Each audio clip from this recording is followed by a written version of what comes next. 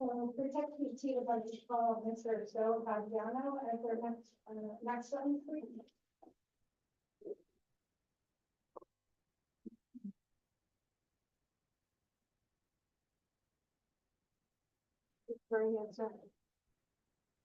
Do you solemnly swear that the testimony you're about to give here today in this matter is the truth, the whole truth, and nothing but the truth, so help you God? So help me God. Hi, Mr. Fagiano. Thank you for coming back. I think this is your third time back to that.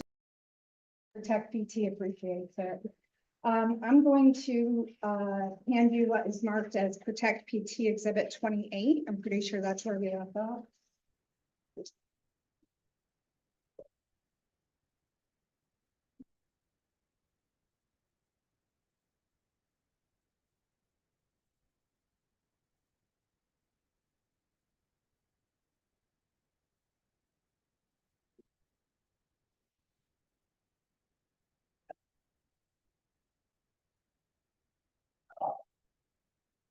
No.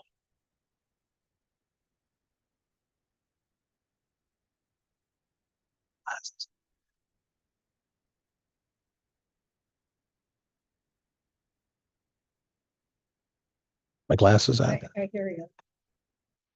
Got them. And Mr. Fagiano, could you please identify this document for us? This is my CV, ma'am.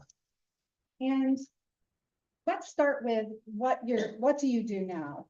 I'm retired battalion chief from the Youngstown Fire Department. Retired from teaching, or not teaching, I retired from the State Technical Advisory Board on hazmat, retired as a regional coordinator. Currently working for Buckeye Environmental, doing consultation, and I sit on their board, giving them direction. I also do talks with people wanting to know about SARA Title II laws, IPCRA laws, all that kind of stuff, making sure people understand the right to know. I also do advising for various and assorted legal firms. How long were you involved in public health hazardous materials emergency response? 39 years with the Youngstown Fire Department with fire and EMS, 30 years in the Youngstown Fire Department with hazmat, State Technical Advisory Board, 17 years, regional coordinator, 17 years. So let's go back then and talk about, where did you grow up? I grew up in Youngstown, Ohio. And where did you go to high school? I went to Ursuline High School in Youngstown. And what was your first job outside of high school? I first started off in EMS. Then I got hired into the fire department because I was a paramedic. And I'd worked since I was 20 years old in the Youngstown Fire Department. And as an EMS, what sorts of calls were you called to as a medic? City of Youngstown, at that time when I started, still had probably about 100,000 people in it. Medic 55 was probably one of the 50th busiest ambulance in the nation, according to Firehouse Magazine. So we had the cornucopia, shootings, stabbings, auto accidents, cardiac arrests, delivered quite a few babies, just the normal stuff that you would see in a big city at the time. And so what training had you had up into that point? Did you attend an academy? I attended the Canton Altman paramedic school. I also attended EMT and advanced EMT classes at Youngstown State University. And that's when I got into the fire department. Then, of course, went through fire school through the state of Ohio. Youngstown has its own fire school. And then eventually, years down the line, when I decided I wanted to start to advance in my role, I took hazmat and all the other classes that I took to make myself a better incident commander. And so let's go back to fire school. Could you describe what that entailed? Fire school is 280 hours worth of training. The advantage the Youngstown Fire Department had is we had plenty of vacant houses to go practice in. So we had real live fire training. It wasn't sims. You learned the variety of things. You learned your incident command, you learned your fire trucks, you learned what lays to put it down, you learned how to fold hose, you learned how to clean hose, you learned how to attack the fire, you learned fire tactics, that kind of stuff as a basic firefighter. And did that include response to a non-residential incident that would involve chemicals or other hazards? Yeah, one that comes to mind is when I was still working on the ambulance, we responded to the wastewater treatment plant where they had a large chlorine leak. This was it's 1982, so this predated all the Title II stuff. This was even before Bhopal. It wasn't, an excellent adventure because we didn't know what we were dealing with. My partner ended up in the hospital along with the 3 people we picked up. I was fortunate. I only ended up with a sore throat, but it kind of got me thinking as time went on, I don't want this to repeat. I don't want to do this again. I don't want to be involved in a situation where I didn't know what was going on. And that response to the wastewater treatment plant, in your opinion, what caused the injuries to be severe enough to require hospitalization? Nobody knew what they were dealing with. And There was no tier 2 reporting. There was no or at that time it was MSDS sheets. They're called SDS sheets now. There was no chem information to help treat the patients at the time. They were just treating them, vis-a-vis symptoms. Nobody knew that there was going to be any off-gassing of any of these chemicals from the people because it had saturated into their clothes. This is all, like I said, pre-1982, pre-Bhopal, India, pre-Title II. So it was pretty much a very blind, you pulled up, you seen the orange cloud going up the side of the hills. Oh, that's pretty cool. But it wasn't. And we didn't know that. And at that point, I figured, when the opportunity arises, I better find out what's going on because I don't want to be in that situation again. It could have been me in the hospital along with those guys. I was fortunate.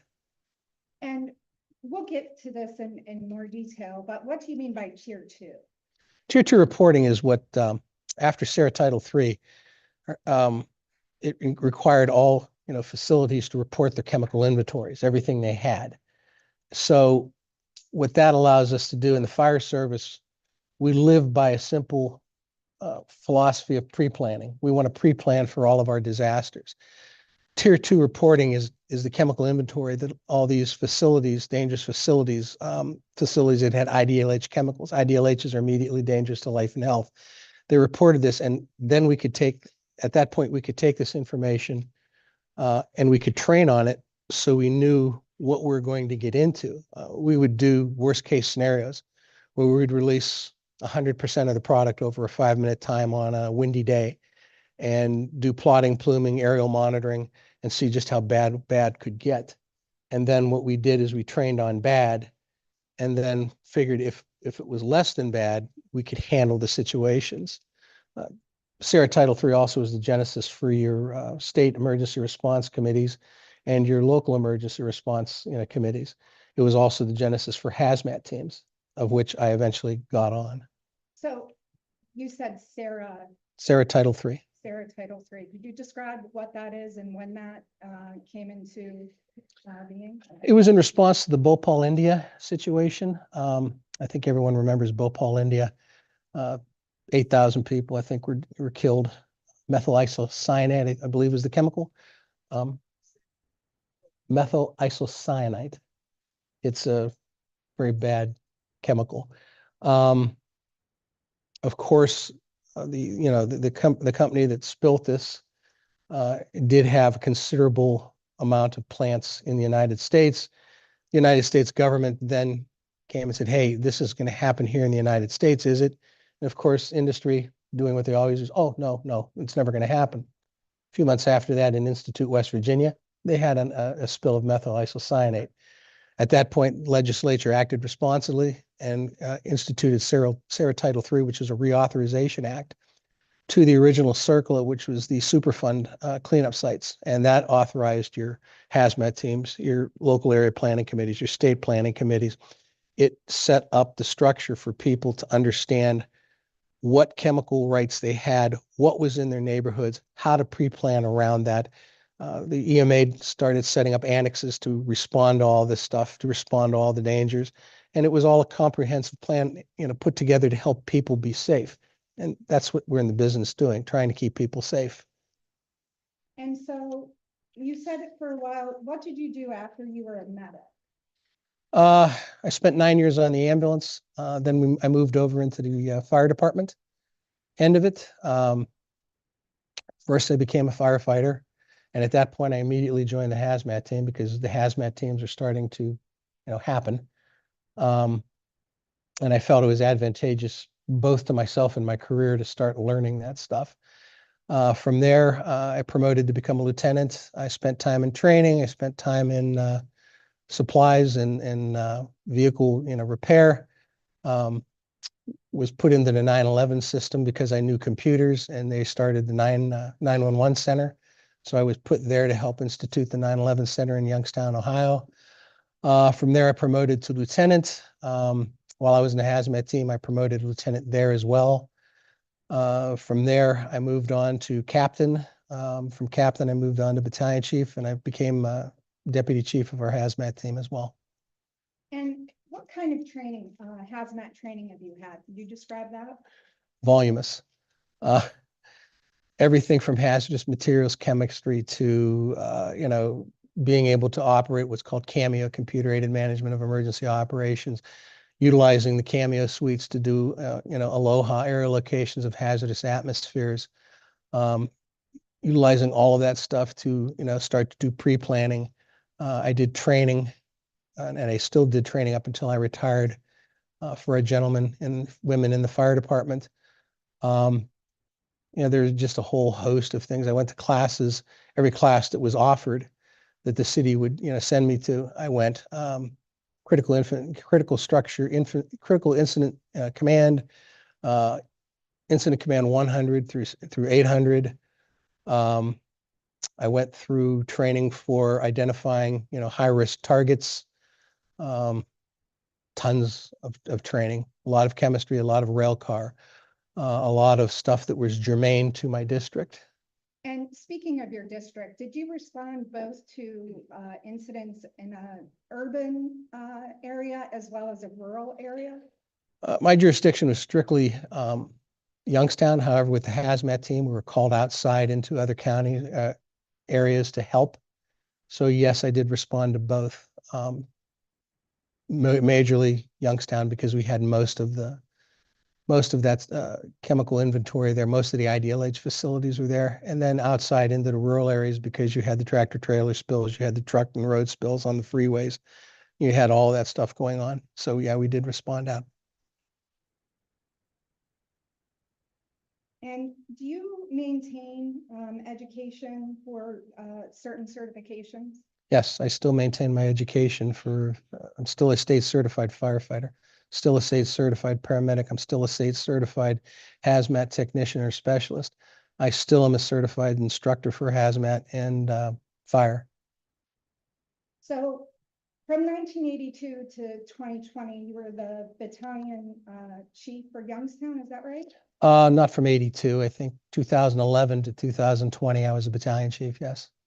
And were you also the deputy chief of hazardous materials response team? Yes. And what about the position as the Ohio Hazmat TAC regional coordinator? I retired from that about the same time that I retired from the fire department, and that was a 13 county region.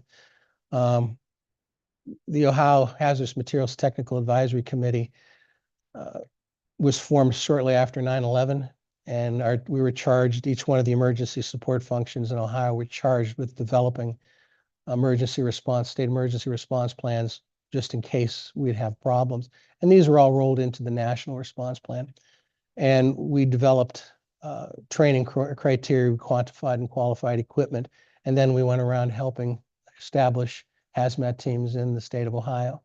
And as Region 5, I was in charge, coordinator for Region 5, I was in charge of a 13 county region. We spent probably about $4 million in state, local, and federal funding to build hazmat teams in that area. So I had a lot of involvement with what went on in the state of Ohio. And we also advised FEMA on a couple of occasions where they had questions and what they felt was a good idea or a bad idea. They went back to the advisory committees for those, qualifications. And what did you see as some of the biggest challenges for a more rural community in responding to hazmat incidents? The biggest problem rural communities have, and I think anybody that belongs to any organization, like Knights of Columbus or, Kiwanis or Masons, is getting people to come. Rural communities are mostly all volunteer. And these people, as much as they rely on volunteers, they're just not getting volunteerism anymore. And, you look at society the way it is, and it all plays into that. Your kids are playing baseball, or you're working another job, or your wife's working another job, and you got to stay home with the kids. So a lot of these organizations, they kind of fall short on what they need. The other problem that they have is being able to train everybody adequately for something, for a response. In my fire department, if I wanted to train on, methyl ethyl bad stuff, I just said, okay, Monday, Tuesday, Wednesday, we're training. Makeup days are going to be next, Wednesday, Thursday, Friday.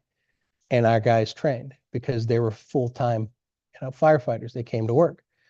Part-time people, if they're going to train on, rail car, derailment, they might get a third of their people in or half of their people in, and you don't know when you're going to get everybody in. So there's a training problem there, and getting people to come a lot of times during the day. Again, most of these people are working, trying to, put food on the table, and they can't respond as first responders in the fire department a lot of times. So they have that problem. So going back, just to clarify, the groups that you're mentioning having a difficult time finding volunteers are fire departments, local fire departments, and local medics. Is that what you're talking about? At this point, I think we're getting beyond, I'm sorry, questioning about I'm starting to qualification. feel that it's kind of getting more testimonial. And I understand he wants to give background to his training. Now he's starting to slide into opinion. So could we move Yeah, we into- can move on. So it says here you're also a member of the Ohio Brine Task Force. What is that? The Ohio Brine Task Force is a group that's set up under Buckeye Environmental. And what we do is we go where they have been spilling frac brine on roads as a de-icer. And we test the ground to see how much radiation is absorbed into the clay soil. And we take samples and we send them off to be tested. It's just to prove that utilizing de-icers that has radium-226 and 228 in it is not good for the environment. Not to mention the salt that's in the de-icer. It breaks up the roads real badly. It causes problems all over the place. But yeah, that's what we end up doing. And what awards have you received? Myself? Yes. From the fire department, I have 3 Life-Saving Medals of Valor, our Hazmat Distinguished Service Award, Kiwanis Firefighter of the Year, Knights of Columbus Knight of the Year, a lot of pre-hospital awards. And have you ever in your training visited or been called to a compressor station? We were called to have a tour of a compressor station probably about 10 or 15 years ago when one opened up in Springfield Township in Mahoning County. It was kind of a basic walkthrough. This is this is that, no explanation of what was there. We posed some questions about, what was contained in some of the dehydrators and the filters, what was the medium that was in there, what was the filter catching. Of course, we got the trade secreted, we can't tell you part of it, but yeah, I toured one. And it says on with respect to experience in Pennsylvania, it mentions the Attorney General's 43rd grand jury report. Why is that listed on your CV? Because I was called to testify in front of the 43rd grand jury by the state of Pennsylvania when they'd pulled together a grand jury to investigate some of the problems that they were having with oil and gas issues, to include compressor stations and wells and injection wells and a whole host of other problems that was entertained there. And I'm going to hand you what we're marking as Protect BT Exhibit 29. At this point, it appears that she is seeking to mark the grand jury report as an exhibit. I think we've dealt with this before. We object to it. We have a memorandum with respect to why the grand jury report is not admissible. I believe that this body has made a message before, but maybe I'm wrong about that. Okay, He testified for a couple days or a day or something like that. Yes, and his recommendations are actually in the report, and it goes to his expertise and his knowledge of He sensitive. can testify about the recommendations he made to the jury, but he can't not introduce it to the public. So the objections to state issue the report. If he wants to use it for recollection, he testify about what he told them, that's appropriate. So an expert can rely on hearsay for an expert report. What's the objection and the ruling? The objection is likely to miss an exhibit in a issue. And what's the ruling on admissibility?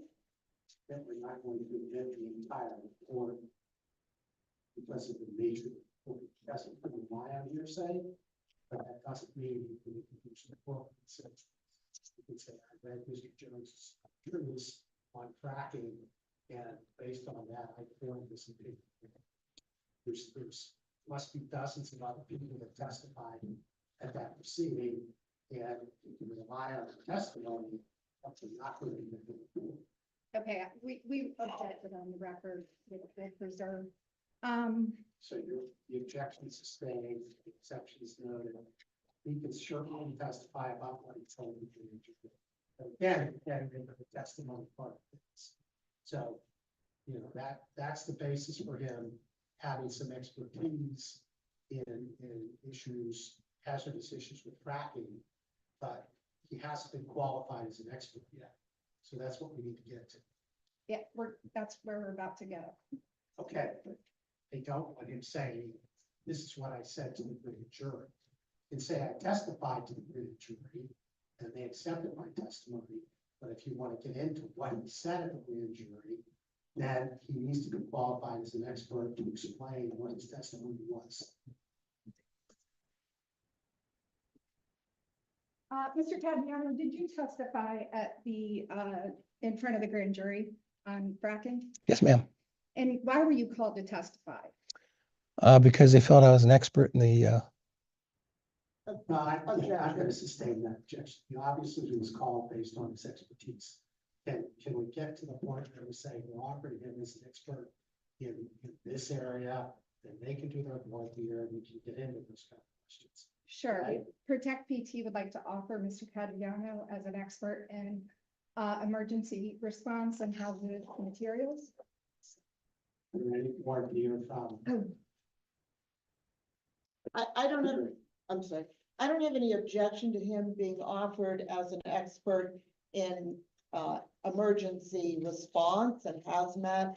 And it sounds like that's always being offered for. If the intent is to also offer him as an expert on compressor stations, I would object to that, but I don't hear that proffer being made. And I think what the proffer is, he will render opinions about concerns with regard to the station operations. Is that a fair statement? Yes, sir. Well, I would like to do voir dire then on that, because I don't believe that he has been qualified or can be qualified as an expert on compressor stations versus emergency response and hazmat generally. I think he can testify about general concepts. If he starts to get in, yeah, we're gonna, does the board want any more information about this gentleman? He would offer as an expert in hazardous materials and emergency response situations. So, we're gonna go ahead and let him testify as that expert. If you feel he's going beyond his area of expertise, you can certainly object and we can entertain it that way. Okay? Thank you.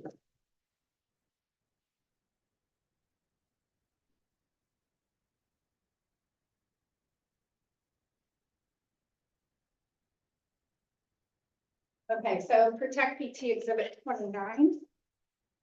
Since we withdrew the Attorney General's report. And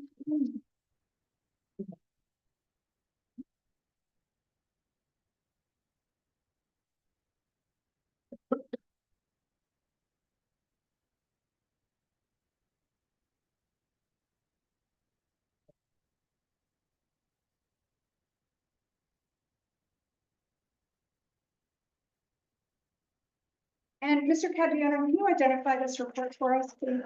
This was my report that I put together on request of Protect PT. And what did you do in preparation before you wrote this report? Looked at the site information, looked at source data as listed in here that was provided to me. Did some research, as I always do before I, say anything, to make sure that I, one of the things we do in hazmat is we research things 3 times. And I always do that before I make any statement to make sure that I'm thinking right and I'm, not wrong. So I researched everything, made sure that what my contemplations on the issues were correct, looked for source data supporting my, my expert opinions, and rendered the report accordingly. And did you visit the proposed site of the compressor station? Yes, I did, ma'am. And when did you visit that site? Approximately 2 months ago.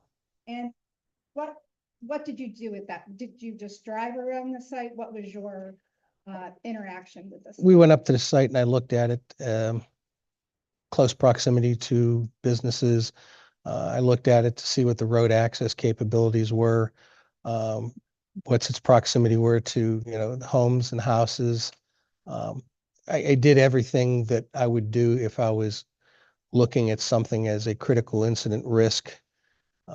Like if you're looking at something for, let's say, threat credibility analysis, which I was trained on doing. So I looked at it that way to see if there was any risk or any problems that would be encountered by the fire service getting there or maintaining operations in that area. And what is your understanding and what was your education on compressor stations and the natural gas processes that are used in compressor stations? Well, when we visited the one compressor station, that was just a precursor to training. After we visited the compressor station that was in Springfield Township in Mahoning County, we came back to the hazmat team and we set up training. And part of the training the exercises, I do research and I get into the nuts and bolts, things that will pop up unexpectedly. The wild card always is the lack of chemical right to know or tier 2 reporting from these facilities. So in light of that, we start looking at weak spots. We start examining problems that may be encountered. We start putting together a plan as to how we're going to approach this situation. And under historic consideration in your report, what is your understanding of the use of compressor stations and accidents that typically arise from them? Well, one of the things I look at is after action reports from other incidents. And you find a commonality amongst them that a lot of these are caused by corrosive leaks in the valve systems, corrosive leaks in the pipes. And there's a slow buildup of gas. Most of these places are unmonitored during the evening, and that seems to be when everything goes wrong. The buildup gets to the point where it looks for an ignition source, it finds it in the electric motors, and it blows up. And when they blow up, parts fly everywhere, including the pipes, which then have scale inside of them. And that scale has a lot of the chemicals that come up out of well production. It's going to have the radium 226, 228, sometimes uranium, strontium. It's going to have the heavy metal. Okay. Going to have the radium 226, radium 228, strontium, uranium, a lot of the heavy metals, your BETX chemicals that come up from the well. All of that's going to be potentially blown into the atmosphere. And depending on what your weather patterns are, this stuff may settle out like a dirty bomb and contaminate a widespread area. The unfortunate part of that is a lot of these fire departments aren't really cognizant that they're going to be going into this situation. And we'll get to that point, but you said you reviewed after incident reports, and does that include your reference to the transcontinental gas pipelines transmission system? Yeah, that was, that was one of the major ones that there seemed to be a lot of information available on that. So going back to what is the common theme in the after incident reports that you've reviewed and that you reviewed in preparation for your testimony tonight? Common theme is leaks. They have leaks. The common theme is there is stuff in there that can hurt people. In the dehydrators, the dryers, there are chemicals in there that sit in there until they get changed out or sent to get cleaned up. These things blow up. They can pitch pieces, far and wide. The scale that's in the pipe becomes dust. It gets up into the air, and again, depending on your weather conditions, it can get spread all over the place. And So what factors that could increase the risk of a hazmat event? For example, you referenced the coal mines that are in the area. What is your understanding of the increase in risk as a result of the mining? coming from Youngstown that had a ton of coal mines, subsidence is always a big issue. Coal mines, the way coal mines operate, they fill these in, and then as your water table goes up and down, it erodes away at a certain area, and it goes back down. The water table rises up, it erodes away until it reaches a point where the weight above it is greater than the ability to hold it, and then you have these sinkholes that pop in here. In Youngstown, we've lost half of houses, whole garages, to mines that were done at the turn of the century. These things have popped up to cause problems. You got underground mines, even if you have a subsidence of maybe a few feet, is that enough to cause a jarring of the pumps and the pipes to cause a crack, no matter how small? If you want to see what a small crack can do, go Google Youngstown, Ohio realty building explosion. You'll see what a small crack can do. But even a small crack is going to cause an escape of gas. And if it's not caught, if the gas isn't monitored, it's going to find an ignition source and it's going to ignite. And moving on to the next point that you make with respect to enclosures that compressor stations are found in, what is the risk associated with that? A lot of it's dependent on what kind of an enclosure. The one that I saw in Springfield was basically a pole barn with very little sound protecting because it was out in the middle of nowhere. Some of the ones that I have seen in the after action reports, the exhibits, they're a little bit more sturdier. They have some kind of sound deadening to keep the neighbors from, hearing the engines going, but they're not going to offer any resistance. Trust me, if 8 inches of reinforced concrete and 1/2 inch of marble slab flooring didn't stop this explosion in Youngstown, it's not going to stop these from getting pieces blown everywhere. It's just a simple, and what compounds the problem is that you're placing this stuff under pressure. Once you place it under pressure, you're starting to, you're getting into the world of physics here. And you also note that the neighboring landfill is an increased risk. Why is that? Landfills are the number 3 producers after the oil and gas industry of methane gas. The landfill is located, if I'm looking at the site right, the landfill sits below the compressor station. It's not out of the realm of possibility that methane coming up off that landfill could get into that compressor station and itself cause the explosion without any problems from the equipment operating inside the compressor station. And conversely, if there is an incident at the compressor station, could that cause secondary explosions at the landfill? Potentially, yes. All depends on how much methane's coming out. All depends on when they sucked out their leachette, what's coming off of that. There are a lot of factors. You could, some of the damage, you're in rather close proximity to one operating well and one potential well, from what I understand. There could be collateral damage there. Now you're talking, instead of one incident, you're talking 2, maybe 3. Not to mention anything that gets thrown into houses. In your review of the documents in preparation, did you see a full disclosure of chemicals that would be present on site, or a full package of MSDS sheets? No, ma'am. And with regard to first responders having access to the site, what is the danger associated with not having that information? They're walking into an unknown scenario. And any good incident commander will not let his people go into a scenario that he doesn't know how to control. They don't know the chemicals that are there. They don't know what's going on in there. I would never let my guys operate in that environment ever. It's an unknown. It's a huge unknown. And it's, you're not just dealing with chemicals. You're not dealing with, benzene, ethylbenzene, toluene, xylene, nitrous oxide, and some of the other chemicals. You're dealing with radium-226 and 228. Some of those radiums have a half-life of 1,600 years. So they could potentially be bringing this stuff back to the fire stations and unfortunately back home. So it's a huge problem. A lot of, if you start talking about collateral damages to the other sites, you're back again, radon is another one. Some of these places are starting to bury their drill cuttings on site. So these people would be going, these first responders would be going in there trying to solve a problem. Walking on was basically contaminated ground.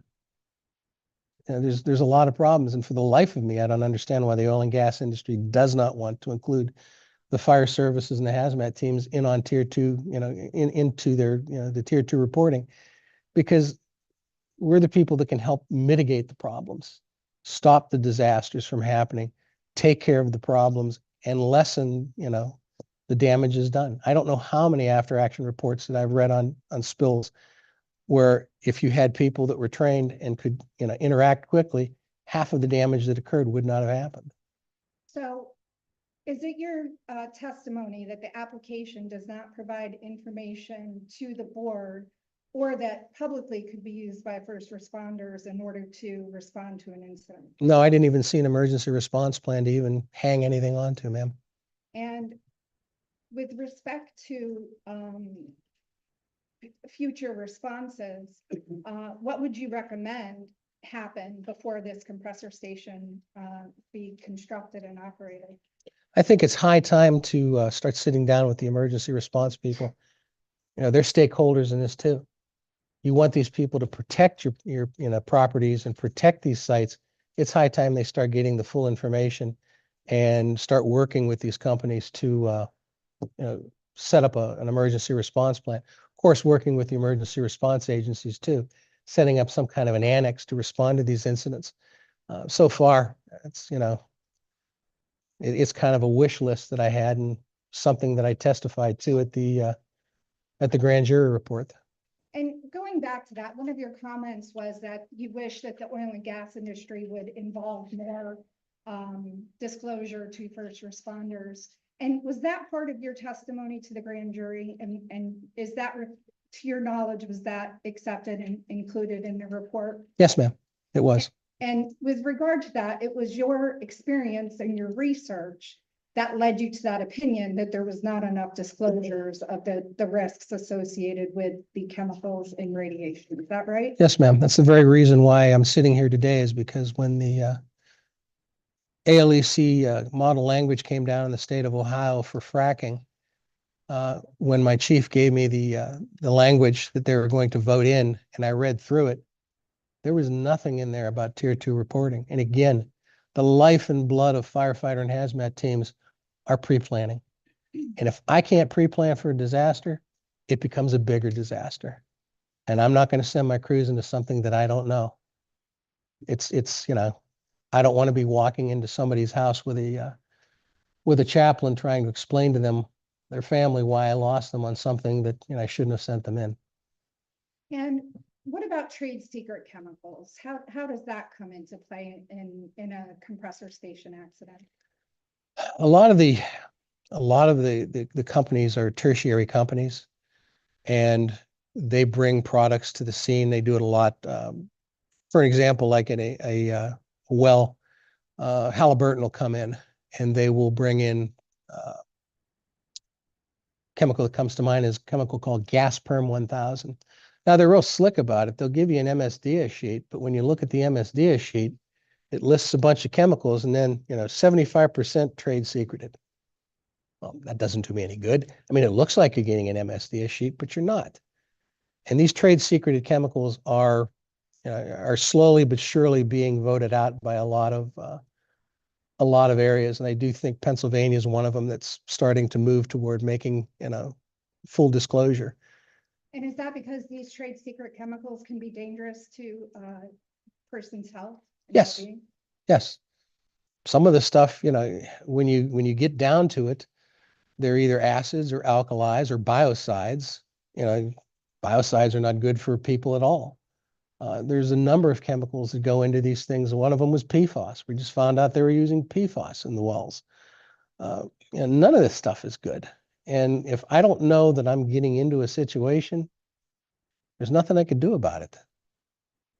Now, with respect to a project that is being proposed here, then if you had a list of things to get from the operator, would that include MSDS sheets for all of the tertiary companies that you described, third parties who will be on the property conducting operations? Full disclosure from everybody that's operating there. So whether it be a third party or, any other, I'm trying to think, you said tertiary company, what would those companies be? Well, like I said,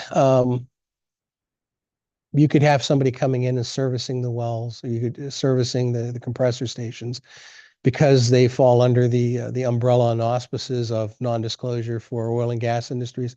They don't have to tell you what they're cleaning things out with or what they're doing with. The filters and all that stuff that gets pulled out, they get thrown into trucks and they get shipped down to, some other place. These trucks go through your neighborhoods. They don't have any SDS sheets in them, but they are carrying contaminated, products that could end up in your front yard if they have an accident. And what about the workers on site? What type of protection would the workers have from these chemicals? That's kind of a tricky comment, but most of the ones that I've seen, most of these people are just walking around in just, coveralls and boots and. So, but he's now talking generally about oil and gas sites, not about this site, not even about compressor stations, unidentified things he's seen. So, I can't, I'm going to sustain the objection. It's a little too open. And people also got to be concerned. He's all about what he did when he saw the compressor station. What was that, 2010, you said? Oh, no, it was more like 2015, somewhere around in there. 2015. Yeah. And they justified this as a result of that. He became part of the group that engineered the hazmat training to the compressor station. I will like to add that the gentleman that gave us the tour of the compressor station was wearing blue jeans, a t-shirt, and leather pants or leather boots. That was the basis. Search that's given access to science. Also services. It's a fair statement, yes. And I'm just gonna follow with, to close out this topic. Did you see anything in the application materials that listed PPE for workers on the site? No, nothing that quantified and qualified anything along that lines. Now, with respect to the specific site itself, you have a section here on collateral damage and evacuation zones. If you could quickly talk about a proper evacuation zone, and then talk about what in this project is within that evacuation zone. Proper evacuation zones, if you look at the emergency response guide, they're talking anywhere between 800 and 1,200 feet. However, it is incident based, and you're probably going to be looking more along, a mile and a half. The Powhatan Point incident, they evacuated for 2.5 miles because of weather conditions. And, in that sphere of influence, you of course have one well that's existing, another well that is proposed. You have businesses, and you also have the freeway, which, according to the federal government, freeways are critical infrastructure. You shut those down, you're shutting down a lot of commerce. And this could very well impact that. You don't know what your weather patterns are going to be like. And so with respect to, you just discussed what could be affected in the event of an accident and what types of releases could happen that would travel to these sites, as you mentioned, homes, businesses within the turnpike? What sort of exposure from the compressor station would be encountered? Again, you're going back to your BETX chemicals. You're going back to your radium-226, radium-228. Of course, any scale dust that is accumulated inside of the pipes and the valves itself, that's going to get windborne. Most of the stuff, benzene is very cancerous. Radium-226 228 is very cancerous. You're looking at potentially involving a very wide area depending on weather patterns. And you visited the site, you reviewed the materials. What type of emergency response would be possible, given the location of the compressor station? Given the roads that are there, it's going to be very limited. They're not going to be able to get much up there. What do you mean by that, the road? There is no hydrants up there. So what they're going to have to rely on, if they're even going to fight the fire, which I would highly recommend they don't, if they're going to do anything, they're going to have to bring tanker trucks up. And these things are pretty big. And you're going to end up clogging these roads with fire trucks and tanker trucks, trying to offload water to try to fight it. And even if it was a fact that, this thing caught the wildland around it on fire, you're going to still have to get tanker trucks up there to feed the fire trucks. Not if you're just totally leaving the place burn, which personally I would highly, recommend, because once you put it out, now you've got a gas leak. But getting, those vehicles up there is going to be quite onerous and hard. Tanker trucks aren't small. And going back to the research that you did for this, what is your opinion on the resources that this area has for first responders? Are they experienced in these types of accidents? Are they experienced with compressor stations? These incidents are what I call low frequency, high impact. Low frequency means they don't happen a lot. High impact means when they do, it's usually sometimes catastrophic. Mostly what you have around here are volunteer fire departments. You're pretty much dependent on their availability, and they have what's called a MABUS, mutual aid box alarms, where they bring other companies in. So there again, there's your roads. If they need 4 or 5, fire departments to come and fill out their complement, do anything, you're going to have 4 or 5 trucks and all of those, tankers to get water up there. But again, it's hard to judge what their capability is going to be because it's transient. It depends on manpower. It depends on training of said manpower.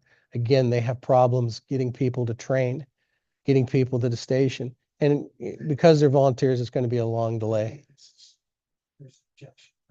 Yes, I think we're getting into the realm of speculation. Yes. I'm gonna agree with the sustain. These, we've had a lot of potential.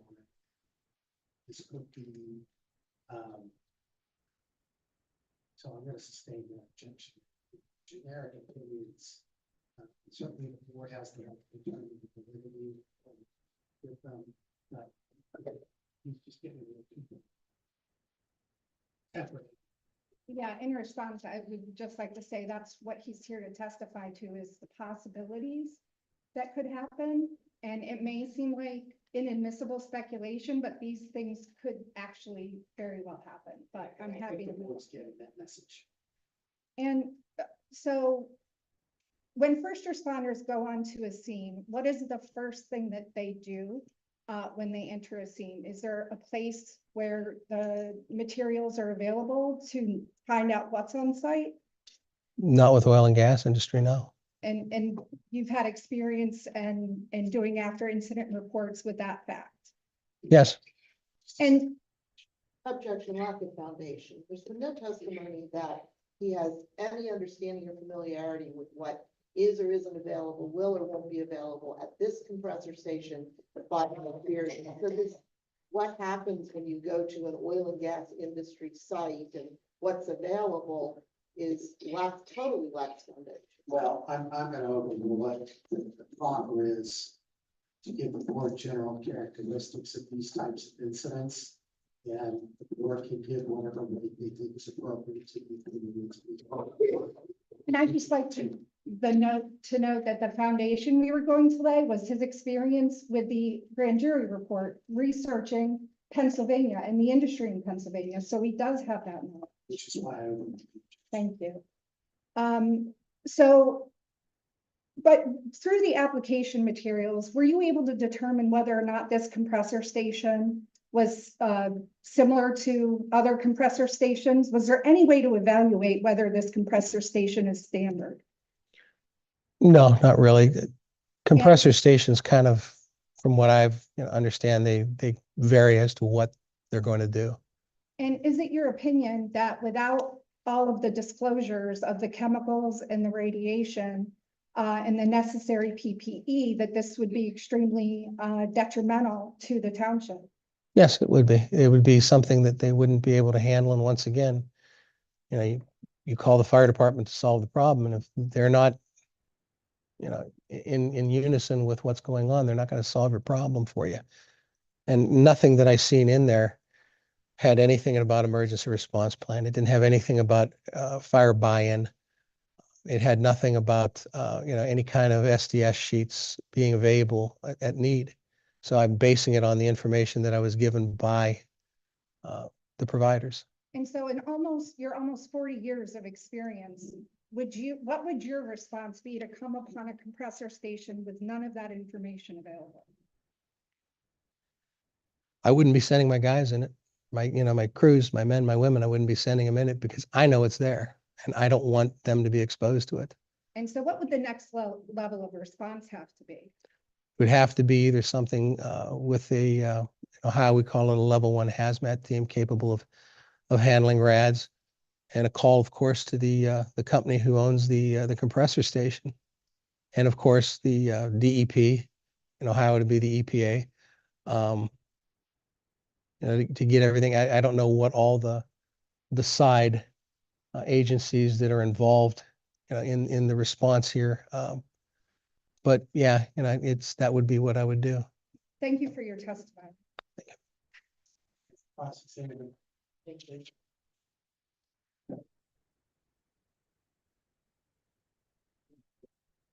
What, if any, services have you provided to protect PT other than your testimony here this evening?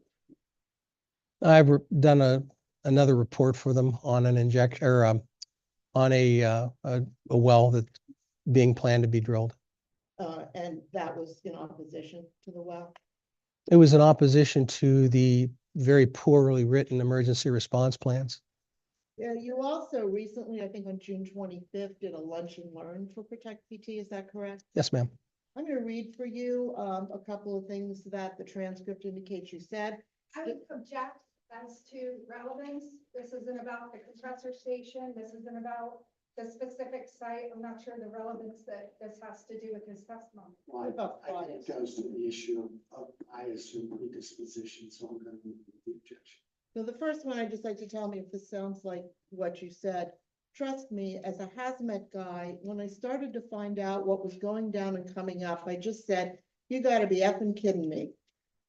They're so lackadaisical about this stuff. This is bad stuff. Does that sound like something you said at that lunch and learn? Yes, ma'am.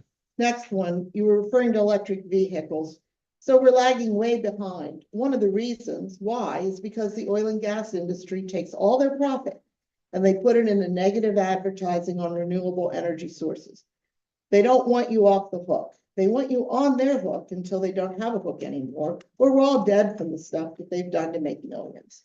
Mind you, they don't live in our communities. They live elsewhere where they don't allow the fracking. And when you want to get out, they go, go to their, when they want to get out, they go, go on their boats in Club Med. And they laugh about how much money they made off of, Rust Belt areas of Ohio, Pennsylvania, and some other areas where they frack. Sound like your words? Yes, ma'am.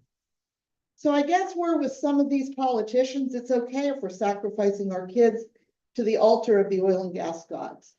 Said that? Yeah, you want me to qualify that answer, ma'am? No. And finally, the oil and gas industry has a lot of money, and like Santa Claus, they spread it liberally on all sides of the aisle. Yes, ma'am. I can qualify everything I said if you'd like me to. I'm sure. So I'd like to go back to some of your experience. You're not an engineer. Okay, we're going to go with this. I'm not a doctor. I'm not a lawyer. I'm not an astronaut. Ma'am. Chief, she's asking questions. Okay. Yes, ma'am. Yes, sir. You're not an expert in ENS plans. Do you know what ENS plans are? Through what he was qualified as an expert, and she's asking him if he's an expert in other things. I think it's appropriate cross-examination because my recollection was the erosion and sedimentation plans played a role in this mill and hazardous material controls on the site. Do you know what an ENS plan is? You know what that stands for? Refresh my, Erosion and sedimentation plan? I'm familiar, like we call it something else, but it's, Are you an expert in reviewing those and determining if they're adequate? no, ma'am. Are you an expert on mine subsidence? Working in Youngstown, yes. And are you familiar with, and did you review the geotech report that was submitted to the DEP in connection with this compressor station application? Yes, I did. And you're aware then, I assume, that the DEP accepted that geotech report? Doesn't mean a whole hell of beans to me, ma'am, but yes, I'm aware they accepted it. You think you have more expertise on mine subsidence and geotech issues than experts at the DEP and that geology experts that put the report together do? No, I just have a differentiating opinion, not based on who I'm going to upset. Did you review any testimony in this case? No, ma'am, I've kept myself out of that. So I take it then that you're not aware of anything that Jeremy Bird testified to about how compressor station was going to be run or what was going to be included in the compressor station? Just what was included in the reports that I reviewed, ma'am. Are you aware that there was additional information provided under oath about the compressor station in these proceedings? If I wasn't here to hear it, ma'am, no. I take it then that you are not aware that Mr. Burton testified about the emergency shutdown system that was going to be in the facility, in the compressor station? I'm going to object to continued questions about whether he heard testimony. He answered that. He didn't hear any of the testimony. Well, I think she can pursue this line of questioning. I'm aware of the emergency shutoffs. I'm also aware of a lot of other emergency shutoffs that when an explosion happens, don't work. Are you familiar with any of the details surrounding this emergency shutoff system that's going to be in this particular compressor station? No, not the schematics of it, no. How about the monitoring system, the SCADA system that Mr. Burton testified will be in this system or in this station? Are you familiar with that? No, I wasn't here for that testimony, So ma'am. you didn't even know there was going to be remote gas monitoring system in this compressor station? I would assume that there would be, but in a situation where you have a failure of a joint, by the time it sets off the sensor, you might be well over the LEL and into an explosion. Do you know what the monitor system is going to be set up to alarm at? In this Probably particular compressor? 5%. No, not exactly, but most of them are set up to 5% of the LEL.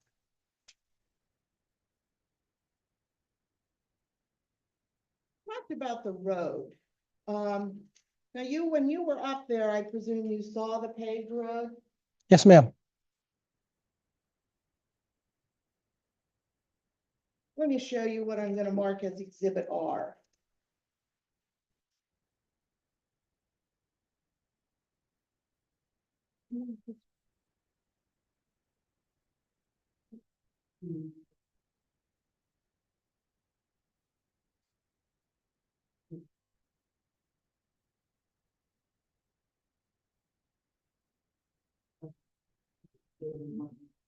Oh, you.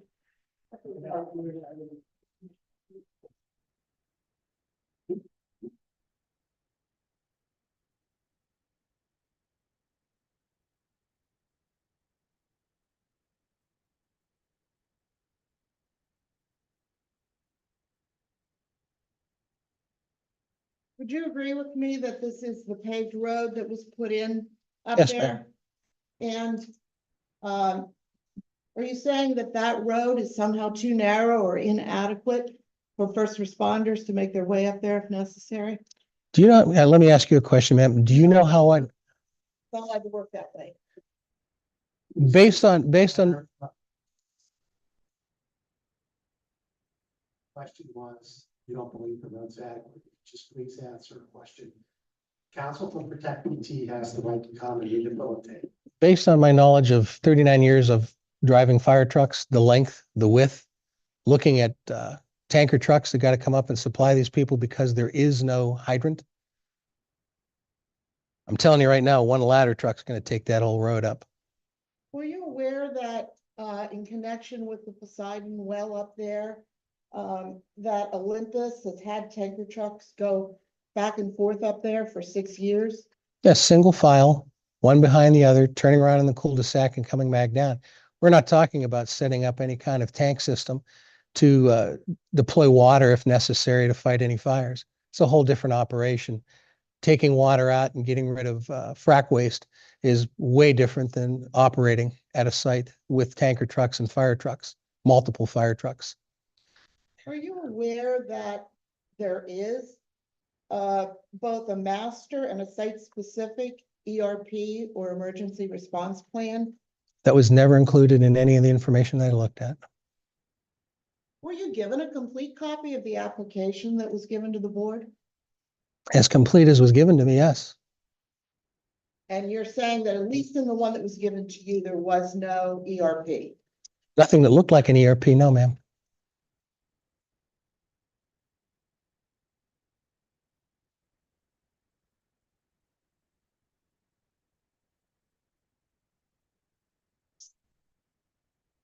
One question I'd like to ask about the date of the ERP plan, because I think the one that was in the application expired. Well, I think you can process it with that. Or you can point that out as you 5 years. So first of all, does this look at least in volume like what you got as an application? Did it look this big or this thick? No, not that thick, no. Okay. So I'm not, Just for purposes of the record. oh, I'm sorry. We're looking at Hyperion Exhibit A, the application. I'm not asking you to go through and look at this now, but I just want you to tell me if this document called Site-Specific Emergency Response Plan was included in the application or the documents you were provided. I don't recall, no, ma'am. Just for the record, that we found that exhibit. Well. Well, A12.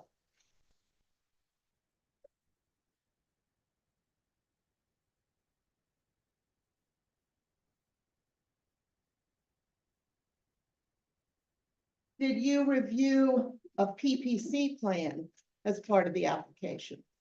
I do believe, yes, ma'am. What do you recall about that plan? It was kind of out of my area of expertise since I basically deal with fire response, emergency response plans. And if I'd have seen an emergency response plan, I would have been sure to look through it and pick it apart. And that's why you're pretty sure you didn't see it. Yeah. Did you review or were you provided with, or did you otherwise obtain any information about that landfill up there other than it was a landfill and it was up there I did some research and history on it, yeah. on that particular landfill? Yeah, the one that was run there by Waste Management. It's a waste management site. What do you recall that research informed you about that was pertinent to you? It's a basic landfill, and all landfills kind of emit the same gases. So you talked about the area around the compressor station, right? And I think you said that there were businesses, and I think in your report, you say parks, as well as homes in close proximity. Am I recalling that correctly? Yes, ma'am. How far is the closest business?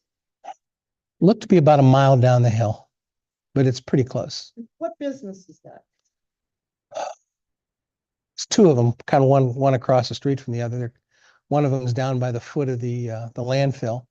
There's a line of them in along the turnpike there. I can't recall the names of them, ma'am. And how about the closest park? Because I think you mentioned parks being in proximity in your report. That to me seemed to be about 1,200 feet away. What park was that? It just said park on it, ma'am. There is also a structure that was included in the park that was part of a shooting range, I do believe, or something like that. So you think that the gun range was within a park? It said park on it when I was looking at the Google Maps on that. So this evaluation you did of proximity, you didn't do it actually at the site, you did it on Google Maps? No, I paid a site visit there and it pretty much echoed what I saw on there. Matter of fact, the actual site visit kind of underlined how inadequate the road was to get up there. What vehicle were you driving? I was driving in a car. So you're not saying it was inadequate for you? No, not inadequate for me, no. But given the size and scope of fire trucks, they're big. Is a residential street narrower than the street to go, the street that Hyperion put in up there, the paved one we just looked at? No, but residential streets act a little bit differently. Residential streets have other streets that connect into them, and you can take trucks and put them in other places. The road going to the Hyperion site, it's just a single road into a cul-de-sac. There is no way to fission off one way or the other to move traffic or get a traffic flow. It's one way in and one way out. I can, if I do a fire and like in the winter, sometimes our hydrants would freeze. We'd create what's called a corridor to supply water because we'd have to go truck to truck. So being in a city with a grid pattern, I'd have them come down one street, cut across, feed the truck, go back up, fill. This is straight up cul-de-sac and straight down.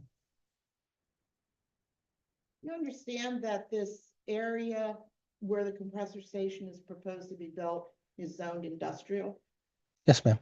And do you understand that in this township, compressor stations are only permitted to be in industrial areas? Yes, ma'am. Did you look at a zoning map to determine whether there were other industrial areas that you thought were better locations for this compressor station? No, ma'am. You aware that this area where the compressor station is proposed to be built is the largest industrial district in the township? If you say so, ma'am. That's not something you considered? No, it wasn't something I was asked to look at. How close is this compressor station to the turnpike in terms of miles? Probably about 1 mile away. Are you saying the compressor station should never be located any closer than a mile? Or should never be even a mile, located even a mile from an interstate highway? I think these are factors that should be considered when you're placing these things. Let's remember what we're doing now is we're starting to locate these wells and infrastructure close to people's homes. It's not out in Farmer Jim's field, out in the middle of the field. Like the one we saw in Springfield Township sat out in the middle of nowhere. It could have went off and, not really caused any problems. We're starting to get closer and closer in now to people's homes, businesses, critical infrastructure like roadways and freeways. How many homes are within a half mile of the proposed compressor station site? Within a half mile, there's just one structure that I noted, and I don't think it was a home. But there again, ma'am, 1 mile is kind of like a default. In other things that I've looked at, other incidents that I have, researched, sometimes they evacuate for, more than a mile, sometimes 2 miles. It all depends on, again, it all depends on the size of the rupture, the explosion, how much gas is being put out, and your weather patterns. Talk a little bit about the first responder situation here. Did you do research about, let's start with how many first responder units, and I'm talking now for this question about volunteer fire departments, are available in the area to respond? I think there's about 4, ma'am. And how did you come to that information? Did you make phone calls to volunteer fire departments? Did you look it up in a book? I basically looked at the Google Maps and I looked at maps and I made sure that I knew it was around there. Then I checked their fire departments as to, what their proximity is, what their makeups were. You don't have to give them a call to find out what they're doing. They tell you. Do you have to give them a call though to find out about whether they believe they have adequate resources and adequate training to handle a particular situation? Ma'am, we're playing games here about, No, I think the question, well, I think the question is, did you contact the forum, so volunteer fire departments to determine if they had concerns about the adequacy of their training? Is that a fair characterization? Yes, and I believe he answered that he doesn't need to do that, and I'm just. no, I didn't say I didn't need to do that. No, that's not a fair assessment. It is kind of, I'm going to call these people and I'm going to say, hey, do you have the ability to handle something that you don't know what it is? You don't know what you're going to get exposed to. And, you may have problems getting to. I can tell you what the answer to that is right now. And a lot of these volunteer fire departments, because they're codependent on a lot of other things, will not answer that question. They will stay out of it. Well, sure, ask the question. That phraseology, better term. Well, But the question was, did you contact the local fire departments? I think the answer is no, I didn't. I didn't see that was going to gain me any more information they already knew. If I understood your testimony on direct correctly, you were making an assumption that these volunteer fire departments would not have enough volunteers, that the volunteers might not be willing to come in when needed. And I'm just wondering what your basis for that was as to these particular volunteer fire departments, not to just your ones that you've maybe dealt with in other places.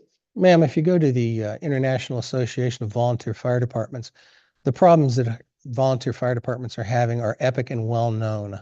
Well, do you know that those problems exist at the Harrison City Volunteer Fire Department, for instance? No, I don't. At the Claridge Volunteer Fire Department? No, I don't, ma'am. At the Level Green Volunteer Fire Department? No, I don't. At the Grandview Volunteer Fire Department? No, I don't. Paintertown? Nope. Manor Borough? Nope. How about the Penn Township Emergency Management Authority? Do you know if they have staffing problems? No, ma'am. Let's say that when I looked at their website, they didn't indicate that they did. Did you, and I think I know the answer to this question because I think you didn't call them about anything, but did you call any of these entities to determine what training Olympus has in fact done with first responders in Penn Township? well, I mean, stuff. He said he didn't call anybody. Not, Well, I would, So I would- did you obtain any information from any source? no, ma'am, but I would have to say if they did it, if it isn't written, it isn't done. And I didn't see anything that indicated that training occurred, or I would have noted it. You didn't see the emergency response plan for one thing, right? No, it wasn't available to me. Well, it wasn't given to you, right? If it wasn't given to me, it wasn't available to me, ma'am, no. When you talk about training, would you agree with me that tabletop training is one way, not the sole way, but one way that first responders will train around potential responses to incidents? Tabletop training is only one of 3 required ways to train. What are the other ones?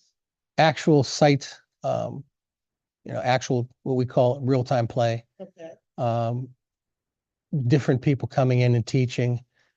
I find one of the, probably one of the most euphemistic ways to train is tabletop, because it seems like every time you turn around, when we do a tabletop, everything goes right. When I did tabletop training, I made sure that everything was going to go wrong. So it was a learning lesson. so there are various kinds of training, and you Yeah. would like an organization like Olympus or Hyperion to do multiple types of trainings with the first responders, right? Yes, and give them full chemical information of what they're getting into. And that would include tier 2 reporting, correct? Yes, ma'am. And are you aware that Olympus does tier 2 reporting? Again, wasn't in any of the documentation that I had. And are you aware that Olympus keeps SDSs on its sites available to first responders? Again, not in any information that I had.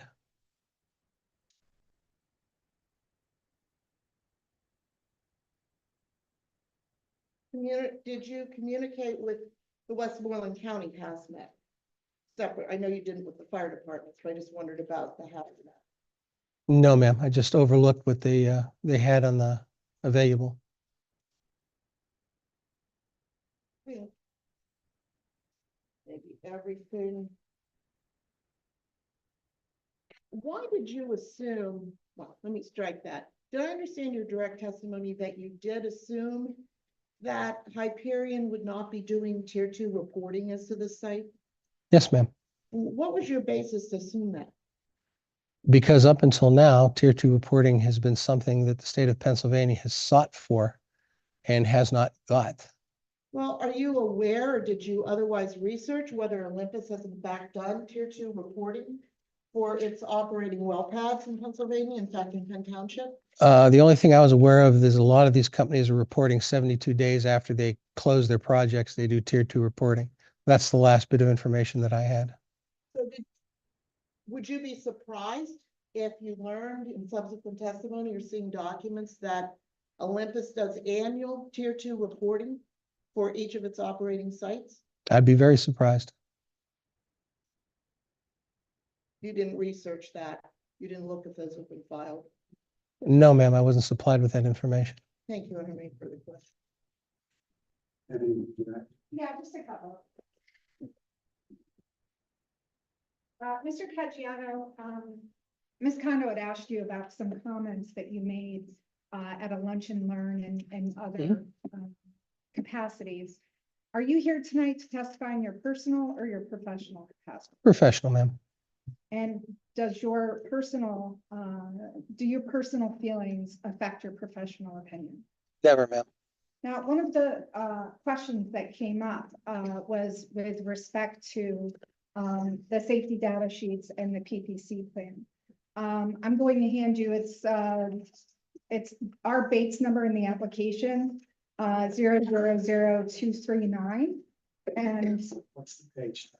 well, if you have, they don't have it paginated, but do you have our Bates? What, show them and then tell us. Show Exhibit council for Hyperion. Appendix G to the PPC plan.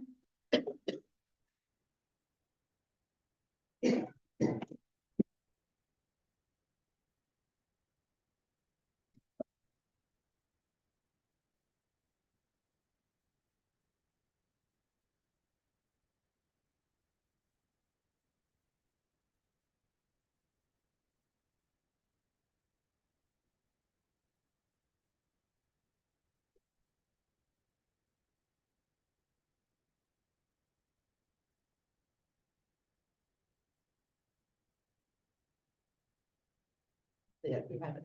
You have to tell them. You know what I. Oh, it would be exhibit A, tab 14. And there are a number of appendices to that document. Appendix G.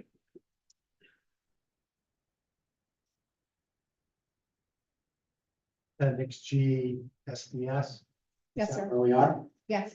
Okay, thank you. Mr. Caggiano, you were asked a lot of questions about what you had or had not reviewed. One of those documents that you said you did review was the PPC plan. And you had commented before about the SDS sheets. Does this look like what you reviewed in the PPC plan?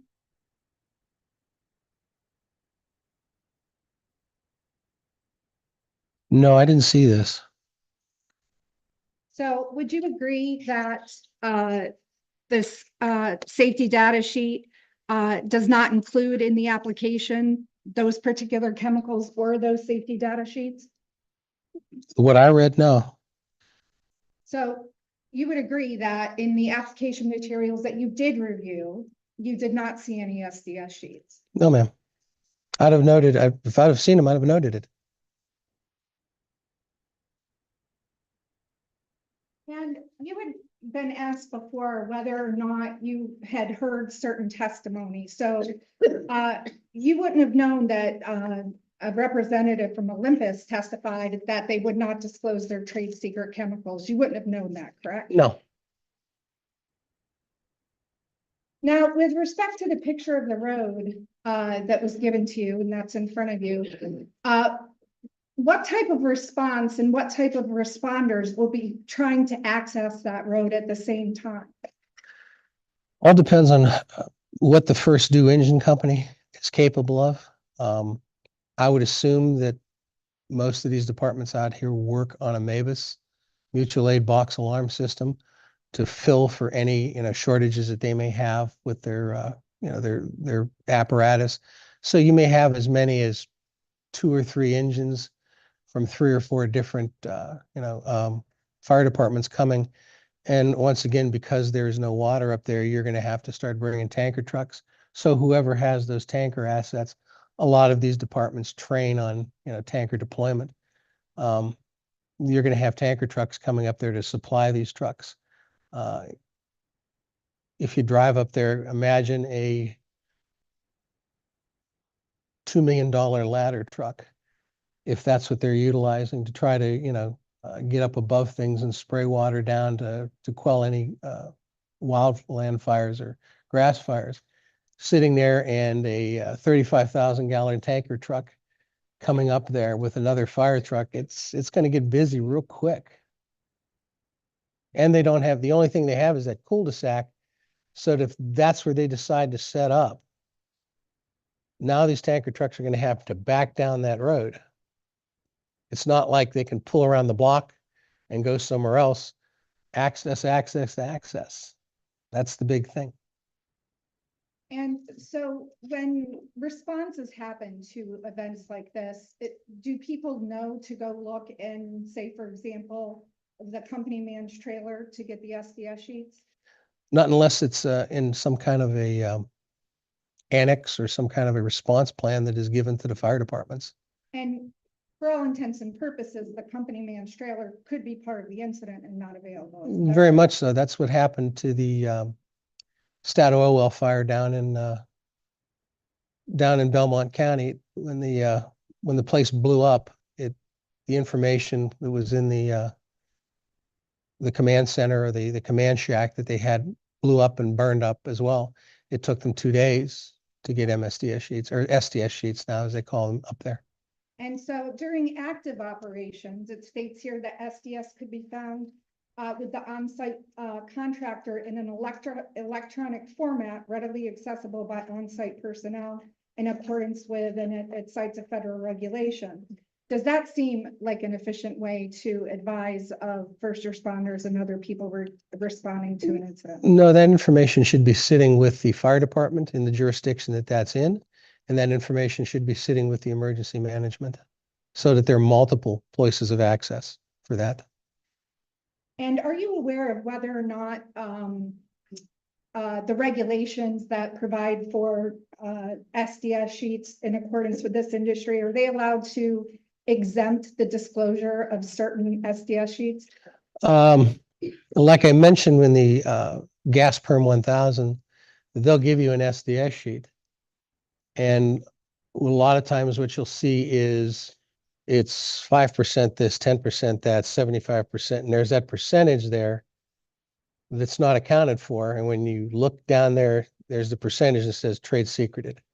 So there still are some trade secreted chemicals out there. That becomes a problem. Or they won't tell you what it is. They'll just give you a list of everything that's in it. And when you do the math, you realize that you're only looking at 75% of what's in there. What's the other 25%? And then it's trade secreted. There's still trade secrets out there, and it's just the way it works. So just to sum up the testimony and some of the questions you received from Ms. Kondo, would you agree that the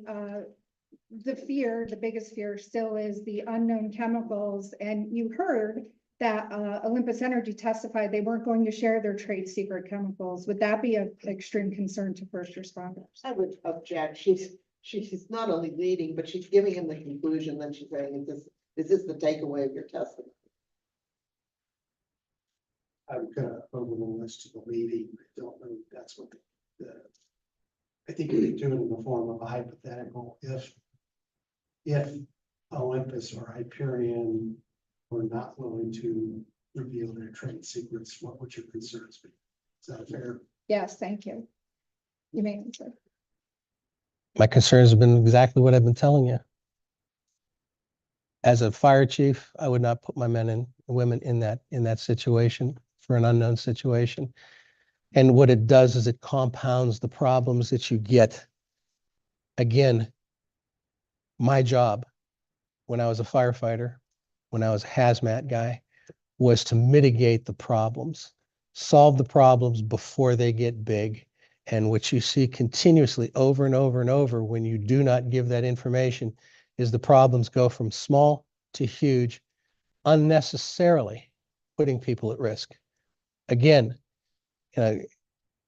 hypotheticals, we can, this, do I think that it's going to affect anything at the Hyperion site is going to affect the turnpike? God, I hope not, but it can. And you've seen it over and over again in case studies where the 500-foot became 1,000-foot, became 1.5 miles, became 2.5 miles because the incident changed. And why did it change? Because first responders are not given full access to the information that they need to solve the problem. How can I have, if you have a spill of any of the chemicals that have not been disclosed on the scene, how do I know how to take care of the problem? Is this stuff going to float on the water? Or is it going to sink in the water? Is the ground going to absorb it? Is it going to react and create another chemical? What kind of a boom am I going to put down? Is it a polar solvent or is it a non-polar solvent?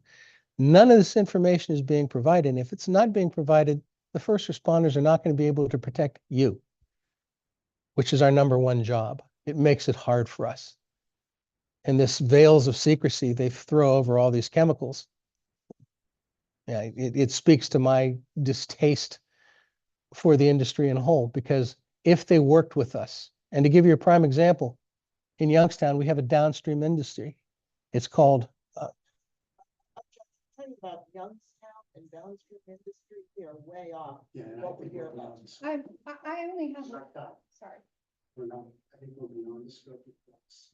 With what we can read to, I think he's made his opinion clear about the disclosure issues.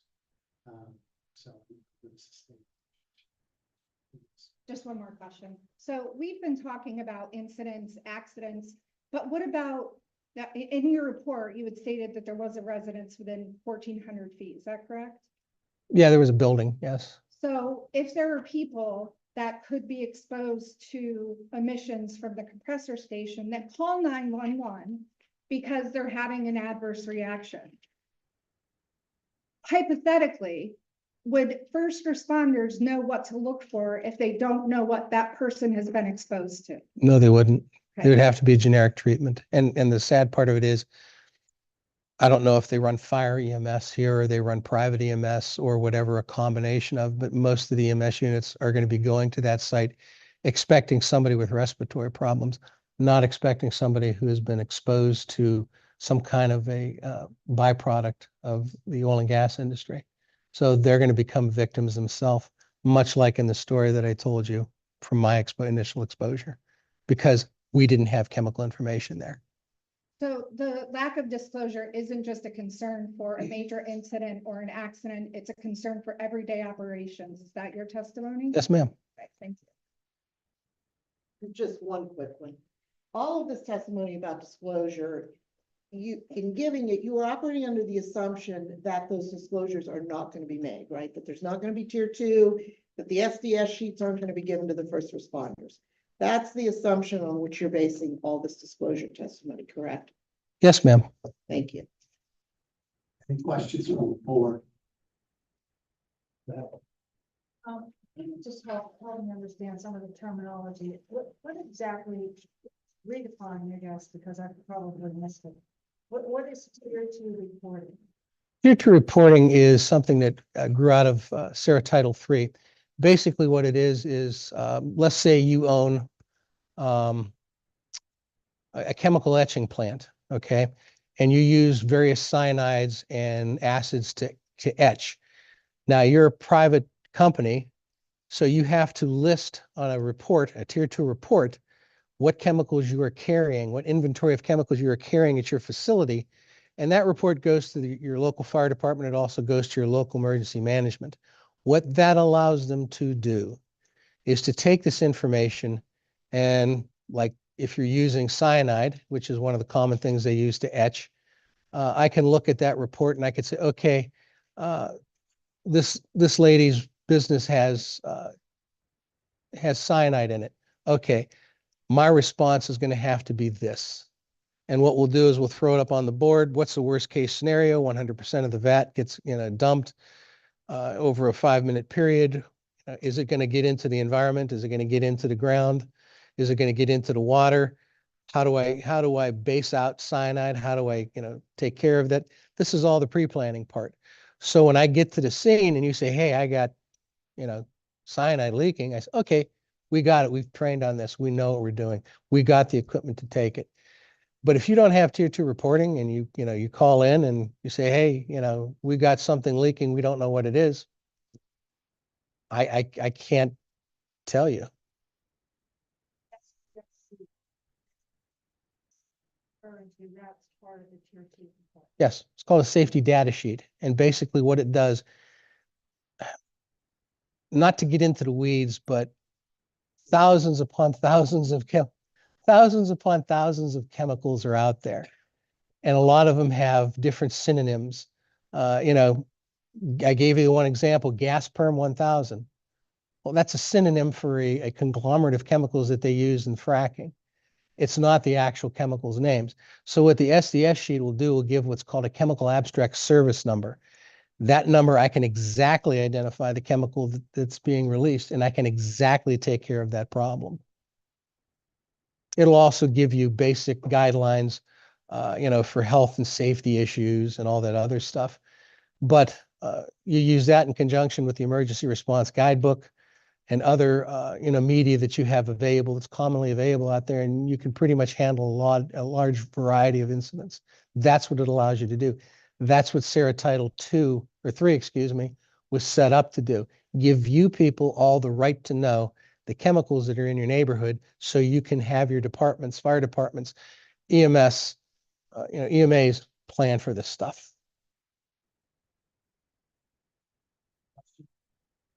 May we have a tier 2 report here. If I may mark it and show it to the witness, and then it'll be an exhibit and it'll show exactly what a tier 2 report is. I would object, our witness hasn't had a You chance to can. review it. That's the standard. You can introduce it. Okay, That's what you want to do. okay. Okay. Thank you. Thank you. Thank you for, oh, go ahead. Tier 2 reports. You make it sound like every chemical you have goes on tier 2 report. Most. Is there a limit on the quantity that you have to report? If it's below, I think if it's below 45 gallons or 50 gallons, you don't have to disclose. But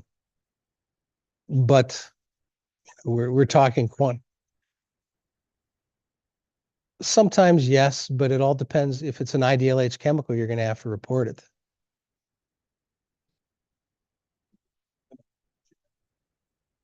Well, yeah, like I said, there's a certain amount that you're allowed to possess on site that you don't have to report, or because if they didn't, everybody that had cleaner fluid in their garages would have to submit a tier 2. So there is a threshold limit value of everything that you report, but we're not talking about those minute quantities on these sites. We're talking hundreds and hundreds of gallons of stuff. We're talking, various assorted chemicals that are IDLH. If we're talking about benzene, 1 drop of benzene can poison a water system. So it's a very dangerous chemical. But you have to, In a small quantity, yes. Very small quantity. landfill. You mentioned that the landfill poses with gas migrating off the landfill. Have you looked at whatever gas recovery system the landfill has? I kind of examined it from where I was at. They do have some gas recovery, but none of that stuff ever is 100%. They have a gas recovery system. Yeah. They monitor that gas. I would hope so. Yes. I'd also hope they'd monitor their leachate that comes up out of the ground. But again, not 100% of that gas is recovered. That's why landfills represent the 3rd largest emitters of methane. Also, it's requirement that the landfills collect the gas and do something with it. Yes. The other thing that I'm having a little bit of trouble with here is that you made a lot of statements about the ability for emergency response here in Penn Township and in the area, but yet you've not talked to anybody. The problem that I've, okay, Penn Township has an emergency management agency, very active, with 5 fire departments. Westmoreland County has a hazmat team, has an LEPC, group and everything, and yet you're making a lot of blanks comments, but you've never talked to these people. in my experience, when I call these people, they don't want to talk to me. They don't want to discuss anything. I don't. I have. I've called these people on various incidents and they don't want to. I don't want to get involved. And I understand it. I really do, because they don't want to get on the bad side of everybody. But there are capabilities in both Penn Township and Westmoreland County to respond to it. But the bottom line is, respond to what? If I don't know what the chemical is, what am I going to respond to? That's it. No more questions. Thank you, Chief. Thank you. Okay. Wow. The board's better to stay until at least 10 to wrap things up tonight. It's take about a 10-minute break. Mr. Sweeney, I'm not sure exactly that. We have, two witnesses, Ms. Grazer, Ms. Wendell, and the public also wants to provide comment. Here is all. So I think that is, We'll see where we are. okay, well, I'll just, ask that our objection be preserved, that Sure. we don't want to be rushed through this. We have no rush. And Take your keeping, time. The board's prepared to stay here to finish things up. when we're keeping elders, people here past 9 o'clock. This is the time and place set for the meeting. You knew what the agenda was, this is. We're not getting it done, so.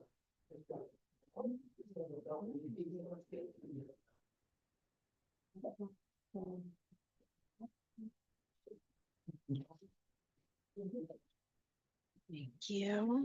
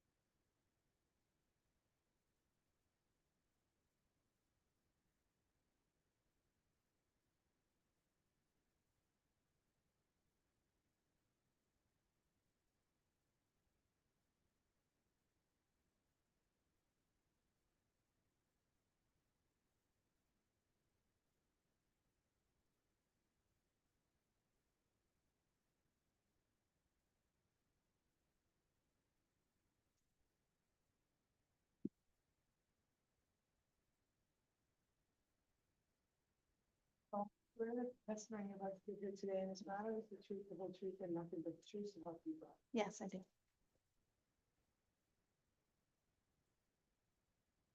Hi, Ms. Graver. Could you please, for the record? Yes, Jillian, Gillian Graber. And are you the executive director of Protect PT? Yes, And how long have you been the executive director of Protect PT? I've been the executive director since 2016, and before that, I was the president from the time that we started organizing in 2014 till October 2016. That time before executive director, I was the president and one of the co-founders of the organization, and I worked in a volunteer capacity before I was hired. So why was Protect PT formed? You mentioned you were with the co-founder at the time. So why was Protect PT founded? So Protect PT was actually founded because there were 2 well pads at the time proposed in the Level Green community, and one of them less than a half mile from my house. So obviously with 2 very young kids at the time, I was concerned about my kids' health. I was concerned about the health of the community, as well as many other residents. So we formed Protect PT so we could, talk to boards like yourself and talk about the concerns that we have, bring witnesses. Right now, we do a lot more than that, though. We work in many communities around Southwest PA in Westmoreland and Allegheny County, and our official mission is to ensure the safety, security, and quality of life for people in Westmoreland and Allegheny County. And do you have a board of directors? We do. How many people are on your board of directors? Currently, we have 10 people on our board of directors. And do you have staff that works for Protect PT? We do. And could you describe some of the staff positions and what those positions are for? Yes, so we have, Board's very familiar with this Graber's organization, its purpose, and its community activities and role it plays in its proceedings. If we could just get to the substance of the testimony. I just wanted to have some of these things on the record because it goes to probably later objections as to what the business is of Protect PT. It's a business that runs like a business and it produces documents as part of its business. You're gonna have any objection to that? Let's just go as the documents come, and then if there's a problem, lay the foundation down. Okay. So why did Protect PT decide to file an objection to this compressor station? yes, even though it's in an industrial district, it is very close to 2 other pads as well as a landfill. And really the amount of infrastructure that I've seen over the course of the time that I've been doing this job has exploded.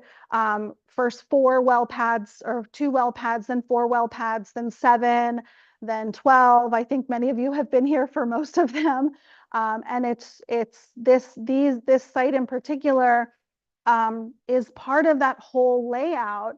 And at every point in that layout, there are inherent hazards to the community and harmful effects to the community. And so that's why I'm here today to talk about the harmful effects and what I've witnessed actually, and what I've heard about and witnessed for myself with regard to these different sites and how a compressor station in that mix could actually make the situation even worse than it is already. So you talked about the mixed uses of the property. And so you mentioned a well site. What is your knowledge of the well site that's currently on the property? So the well site that's currently on the property, it's the Aphrodite site. I was here for the hearings for that. At the time, we were presented, the board was presented with specific information about that site.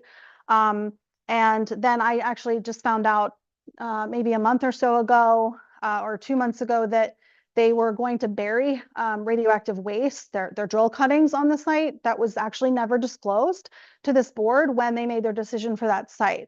So that is a real major concern that I don't feel like this board is getting all of the information at these hearings about what's going to be on these sites at the time that the proposal is made. The same thing happened for the Gaia well site. I was over at the Gaia well site, which is very visible from the street, and I heard something strange that I had not heard previously when they were first producing gas there. We had a tour, which is called a FLIR tour with Earthworks. They have a FLIR camera which can detect emissions that would be undetectable. The objective elements, the site, the Gaia site in particular is 3-4 miles away. So I think we need to lay a foundation on how this is possibly relevant. So I guess I should have left you in. Yes, sir. But I'm assuming what it is the thrust of her testimony is not everything's being disclosed. Things are happening at the sites of Olympus or Hyperion that were not disclosed at the time the applications were completed. And that's part of it, but Protect PT is a business, like I said, that runs like a business, and its business is to know what's going on at Olympus's other sites and what's going on at other compressor stations that enables them to come and talk about and bring their objections to this particular compressor station. That is their business.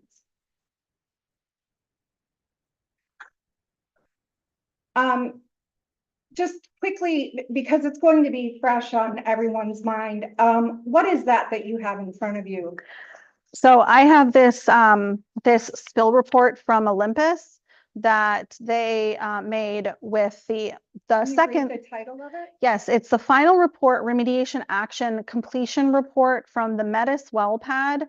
And this was provided to the DEP as a result of drill cutting spills that was done at the Metis well pad.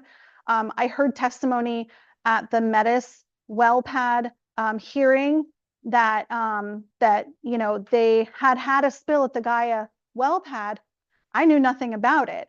And like you said, it's my job to know these things. So after doing some digging, I learned about what happened at the Gaia well site and learned that it was never disclosed to the public that there was a spill of drill cuttings on the road, that the police officer that actually responded to that, when we did inquiries to the police, we found that the police didn't know actually what they were wading in when they were responding to that mud and slurry on the road.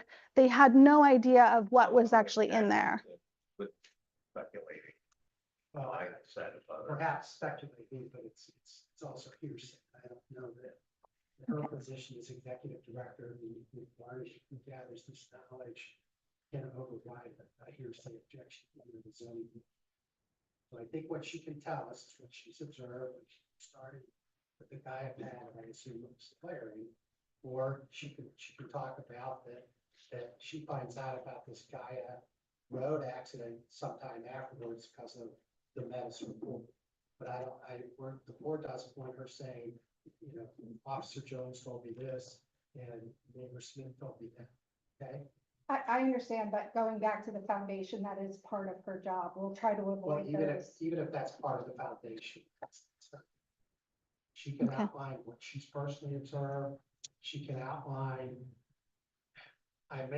We may be willing to let her get into people in her organization that they kept records for business records about that. But, Okay. All right, thank you. Now, Ms. Graver, you were here in her testimony this evening from Mr. Caggiano, correct? Yes, And you're aware there were a lot of questions about SDS sheets, correct? yes. And does the report that was submitted to the DEP have an SDS sheet? Yes. Can you open it up to that particular SDS sheet Yes. that you reviewed? Yeah, so this report that Olympus, that we got via right to know request from DEP, Olympus has their logo right on it. They have produced this with Moody and Associates, and it outlines what was in that spill. And like I said, I heard about they testified here to this board about the Gaia spill. So when it happened the second time, I got any information I could on those two spills and what was in there, because the first one was not the DEP didn't get involved. The second one, they did get involved. And what I saw was actually pretty astounding. And so that's why I wanted to bring it here. And I think we have it for the board as well. So, yes, and what page are you on? Well, every MSDS sheet has different page numbers, but I'm on 1 of 7 of the safety data sheet for AESMUL. Okay, just 1 second. I'm sorry, what exhibit did we leave off of? That's my fault. That would be 30. Be 30. This would be exhibit 30.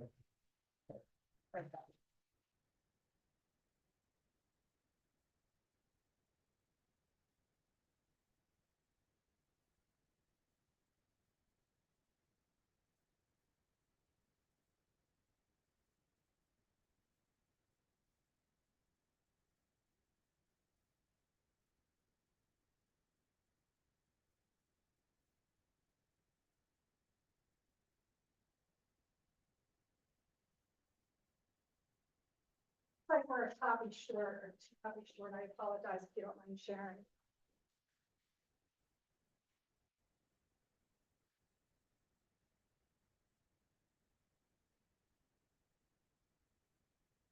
And just so I'm clear, the scraper received this document.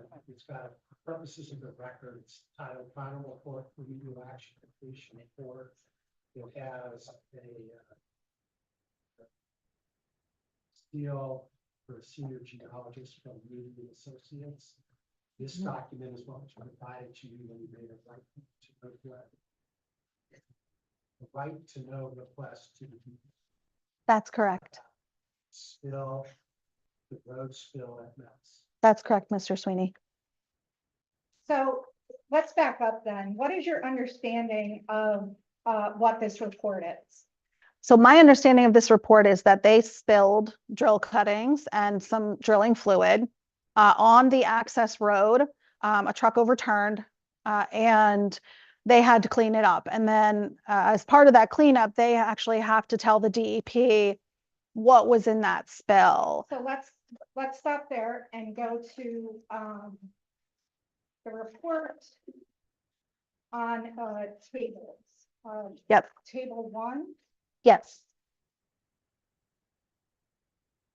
And would you agree that there are numerous tables that set forth various compounds that were tested for? Yes. So the report describes how many samples they took.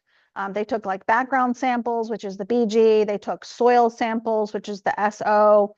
And then within the report, it talks about what they found in those soil samples, such as, things like aluminum, arsenic, barium, boron, chromium, copper, iron, lithium, lead, magnesium, selenium, strontium, vanadium, and zinc. And then it goes on to talk about volatile organics, benzene, all the other benzenes, ethyl benzene, naphthalene, toluene, xylene, trimethylbenzene, and then other constituents that were tested for.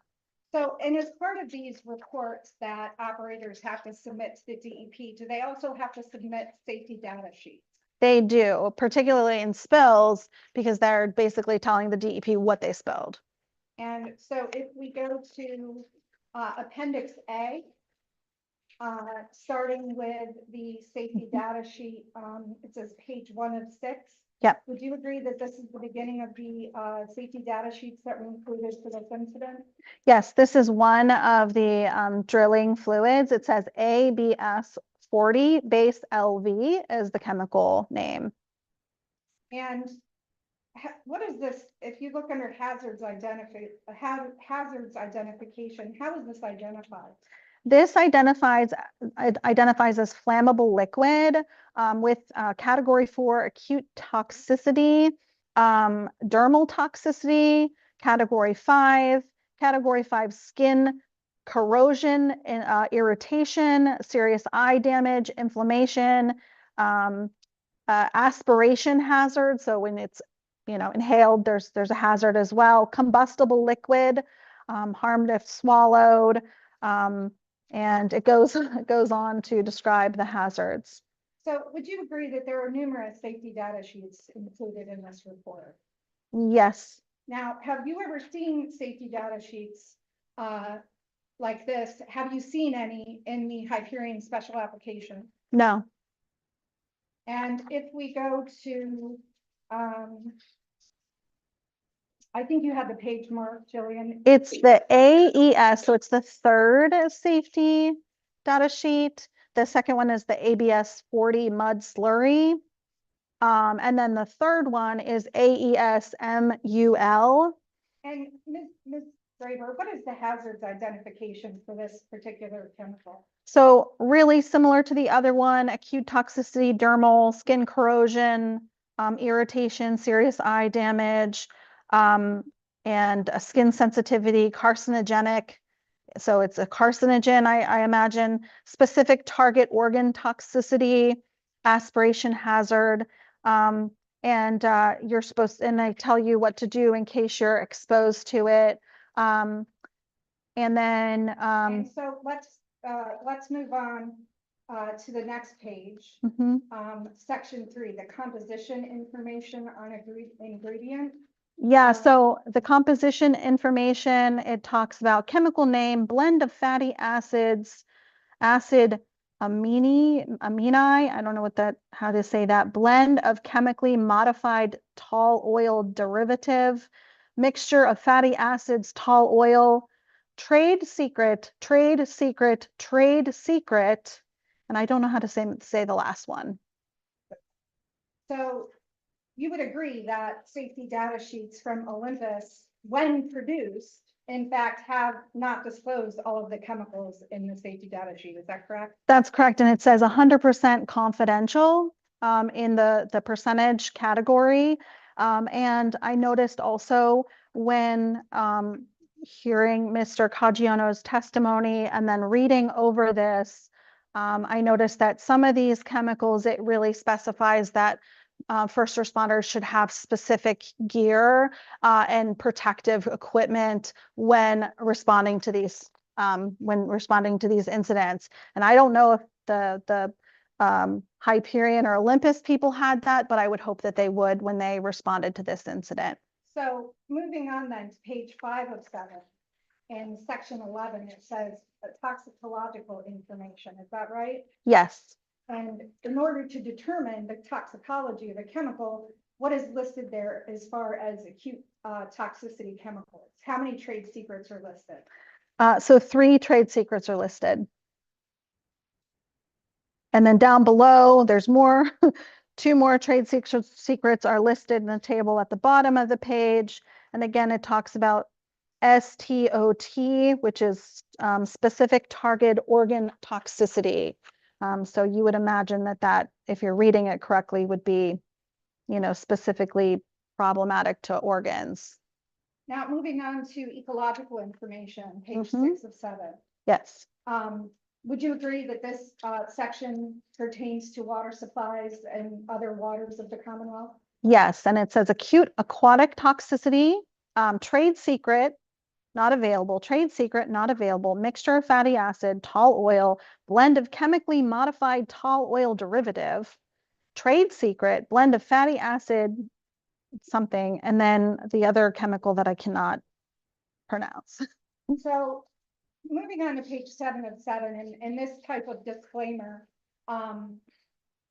is typically in SDS sheets on section 16. Would you Yes. agree? Could you please read the first 2 sentences of the disclaimer? Yes, so this is the drilling fluid. Do not handle or use until precautions on MSDS are read and understood. This information on this form is furnished solely for the purpose of enabling those who transport, handle, or use our products to ensure the safety and health of their employees and to comply with various laws and regulation, federal, state, and local. One thing that I find that is missing is that there is no talk of people living around this stuff. And that was going to be my follow-up question, that in your work, the education that Protect PT does, has there ever been a project, and could you on this project, take a stack of these MSDS sheets and provide them to the public so they know what, is that possible for you to do? I can provide only what's provided to us through the publicly available records through the DEP. But anything that's trade secret, I don't know what it is. So no, I can't provide that information. And you were here when Ms. Hoffman from Olympus testified that they would not disclose their trade secret chemicals, correct? Yes. And in Pennsylvania, are you aware of how companies are allowed to keep their some of their most dangerous chemicals secret? Yeah, so there's something called the Halliburton loophole that turned up around, I believe it was, I don't know, sometime in the 80s or 90s, when I believe it was Vice President Dick Cheney at the time was vice president and actually also worked for Halliburton. And they made these laws that said that oil and gas is exempt from disclosing all the chemicals on the site. There's also other there's other loopholes that exist as well, but that's the best of the knowledge I have on that. So help me understand what authority this board would have to contradict or challenge in some fashion federal legislation. Yeah, so I think that this board, and actually I know that this board has the duty and responsibility to understand what is at the site, what chemicals are being transported, stored, and disposed of from the site. And this board has a duty to the public to ensure that they are not going to be harmed by the development that happens. That's really why you guys are here. And so in my mind, when I see safety data sheets like this and I read the chemicals and the descriptions here, it gives me pause as to why a board would allow these chemicals to be used, not just on the compressor station site, because these are going to be stored in tanks. So this drilling fluid is actually going to be on those storage tanks. And That's okay. We're gonna move on. Sorry. I was asked the question. Sorry. So, Ms. Graber, you agree that the Environmental Rights Amendment is part of the special application, is that correct? That's correct. It's part of the ordinance. And what is your understanding of the obligation of a decision-making body to obtain all the environmental effects before taking an action? Object to her interpreting environmental rights. It's out in the applications that are part of the special exception criteria that the board's aware of those. So we're going to sustain an objection. So with respect to, do you believe that the board has the information it needs to make an educated determination on this proposal by Hyperion? No, and their past actions of putting things on their site and not disclosing everything to this board tells me that they're also now not disclosing everything to this board. And there was another question about whether or not our witness had talked to the local hazmat team. Have you spoken to the local hazmat team? Yes, I did today, actually. And could you please describe those conversations? Yeah, so Objection. She's not an expert. She can't be testifying about hearsay that she. Yeah, Yes, she's not in the same class of witnesses as the chief of the site. We certainly agree to call the hazmat people and have them explain, or call the local fire chief to have it explained, but it's not going to come to her. Well, then I would like to reserve the right to call That's them as witnesses in this proceeding. That's fine. I'm part of the team, though. Oh, that's part of what team? I'm part of the hazard mitigation planning team. For Westmoreland County? Yes. Sorry, I forgot about that. Ms. Graber, are you part of the hazardous materials team in Westmoreland County? Yeah, it's the hazard mitigation planning team. I'm on the committee now, and I was on the committee the last time they had a major revision of their hazard mitigation plan in Westmoreland County. And so how long have you been on that committee? I think it's been at least 5 years. And what does that committee do? So they review the hazardous mitigation plan for Westmoreland County, and they take into consideration things like from individuals, from organizations like ours, from different first responders, and they have consultants as well from Tetra Tech that take into consideration all this information, and that's how they draft their plan. And then they submit their plan to PEMA for approval. And every municipality, including Penn Township, I know that they actually approved the last one as part of their plan. Every municipality is asked to sign on to the plan. If they sign on to the plan, then they are able to get any money from grant funding or funding from PEMA should a disaster happen. So, Ms. Graver, let me ask you, when you first began sitting on that committee, did that committee in Westmoreland County have access to information regarding compressor stations and the associated oil and gas wells? No. And has part of your work on the committee included educating the committee on those issues? Yes, I educated them 5 years ago at the last revision. I educated them this time around. I've also written a 25-page report on to the PEMA plan as well, because we were part of the PEMA planning committee as well for the state. And as part of your role on that committee, do you talk to emergency responders or hazmat teams? Yes, it's a room full of them, plus other people. And the reception or the feedback that you're getting back from, and specifically a hazardous material team, what feedback have you gotten specifically and from whom specifically? Yes, so Chris Tantlinger, who She can testify about what she does on the committee, or what actions the committee have taken, but feedback that she gets from people is hearsay.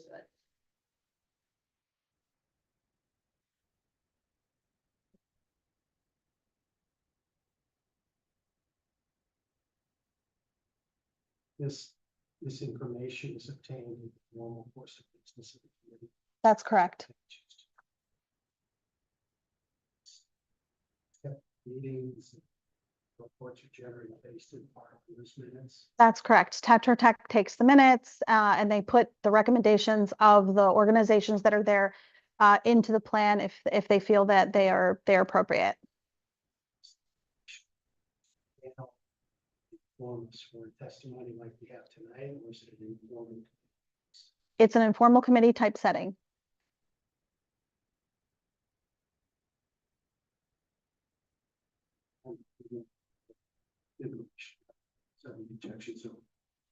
So going back, I had asked you specifically with whom have you spoken as far as hazardous response, and what has that feedback been? Yes, so the first time around, Chris Tantlinger, he is this hazmat coordinator for the county.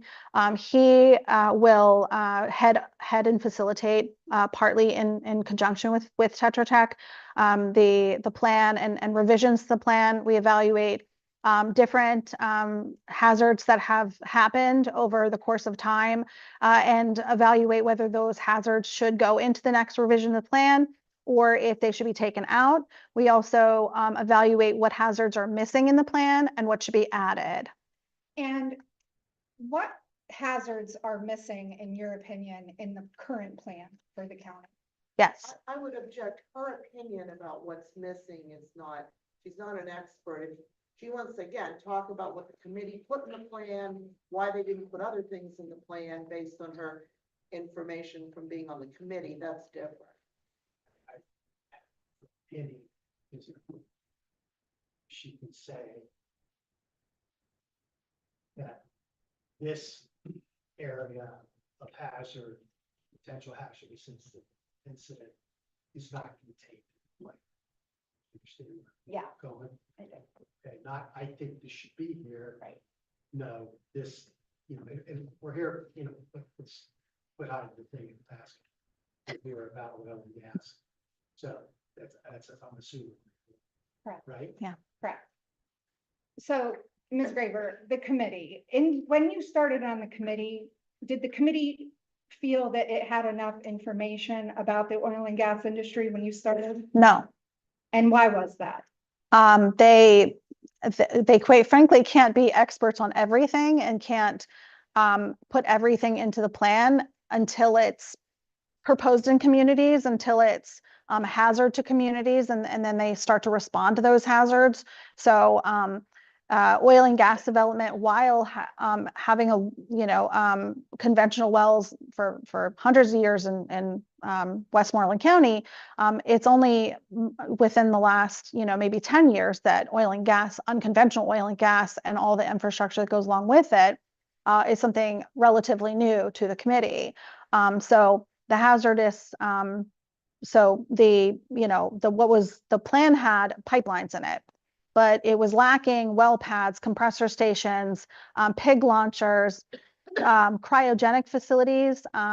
In fact, Elliott Company has a cryogenic testing facility. It's one of 2 in the nation and they actually, they test the cryogenic equipment for oil and gas to sell to them. And so that was a consideration this time around that wasn't in the previous one. And has the committee ever discussed the presence of trade secret chemicals on oil and gas sites? No, they have not. And they have not looked at the ERP plans for these sites. And why is that?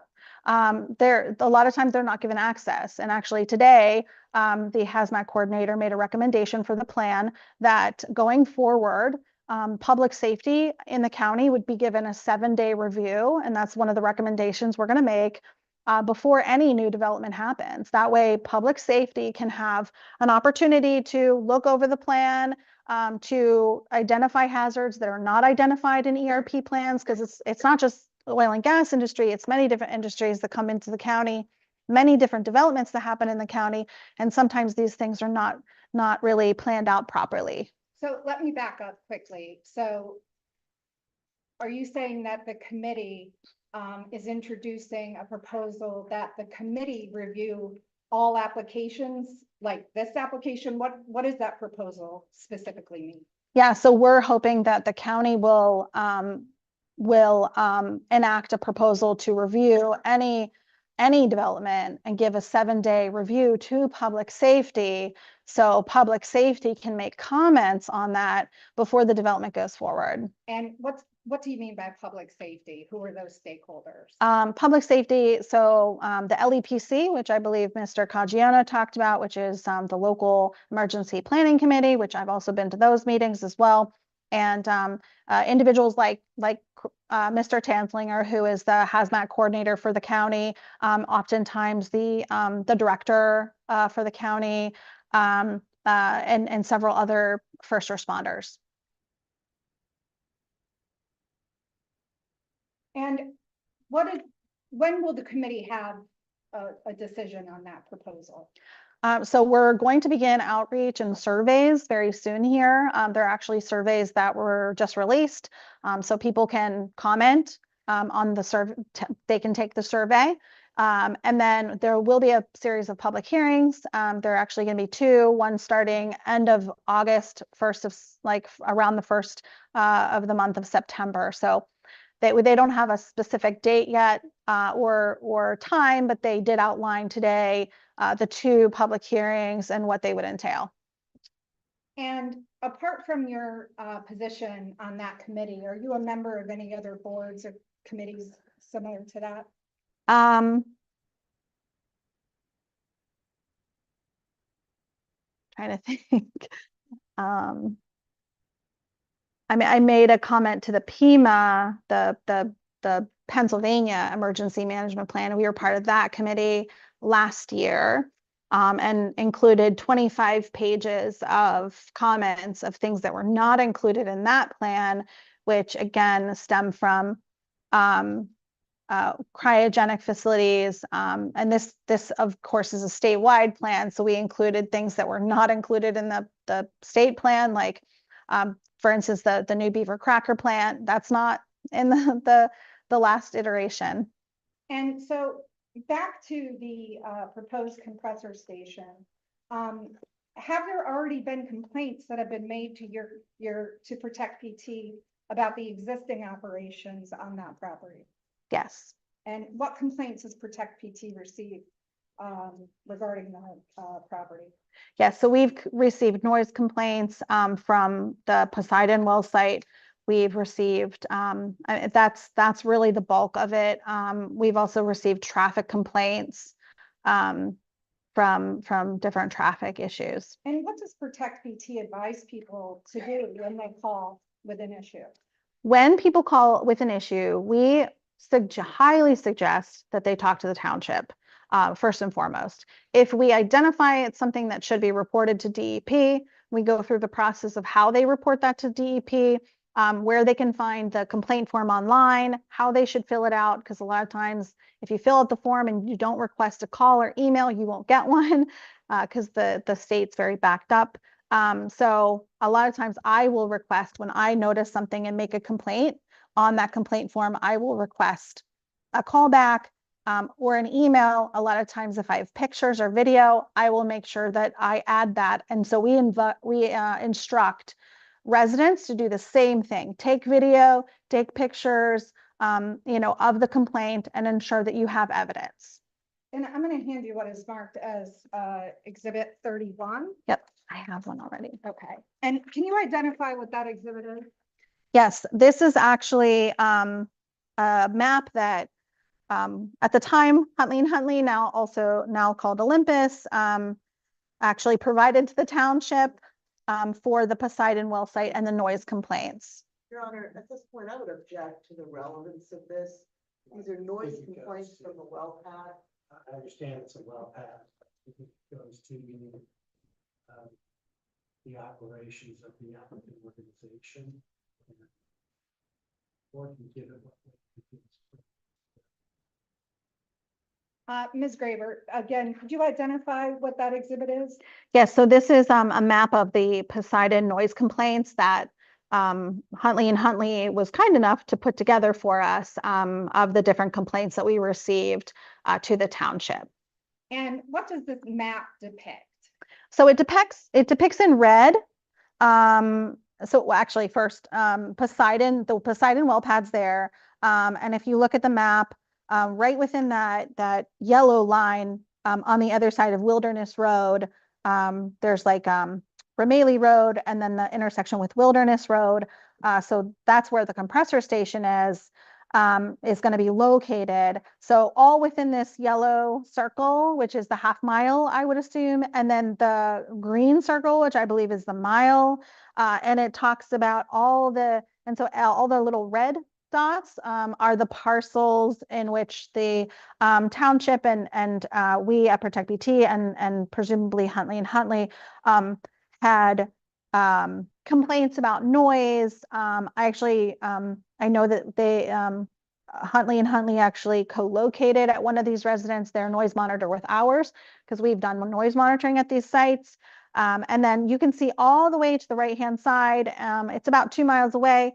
There was actually a complaint made about noise as well. And were you here for the testimony of Olympus's expert, Mr. Rosendahl? I was. And were you here for the expert witness testimony of Protect PT's witness, Mr. Thornton? I was. And do you remember what the response was of Olympus's expert with respect to additional items that Olympus could do to reduce the sound of the compressor station? I do. I remember them. Well, I don't remember Olympus's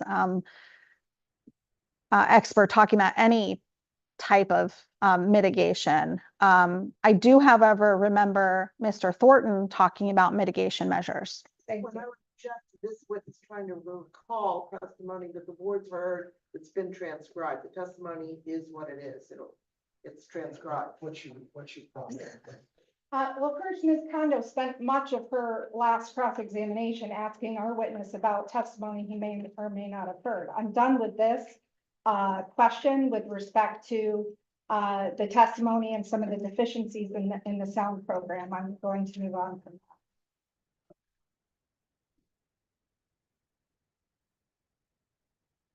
that. Mr. Gordon, Sure. Yeah. I thought he said, putting sound walls up or any type of noise mitigation wasn't He, practical. he did, but he also said that because the data was so spotty, it's hard to tell what other measures could be taken. And Olympus's expert, Mr. Rosendahl, testified that in fact, there were other measures that Hyperion can make to reduce the noise from the compressor station. Well, the transcript is stupid.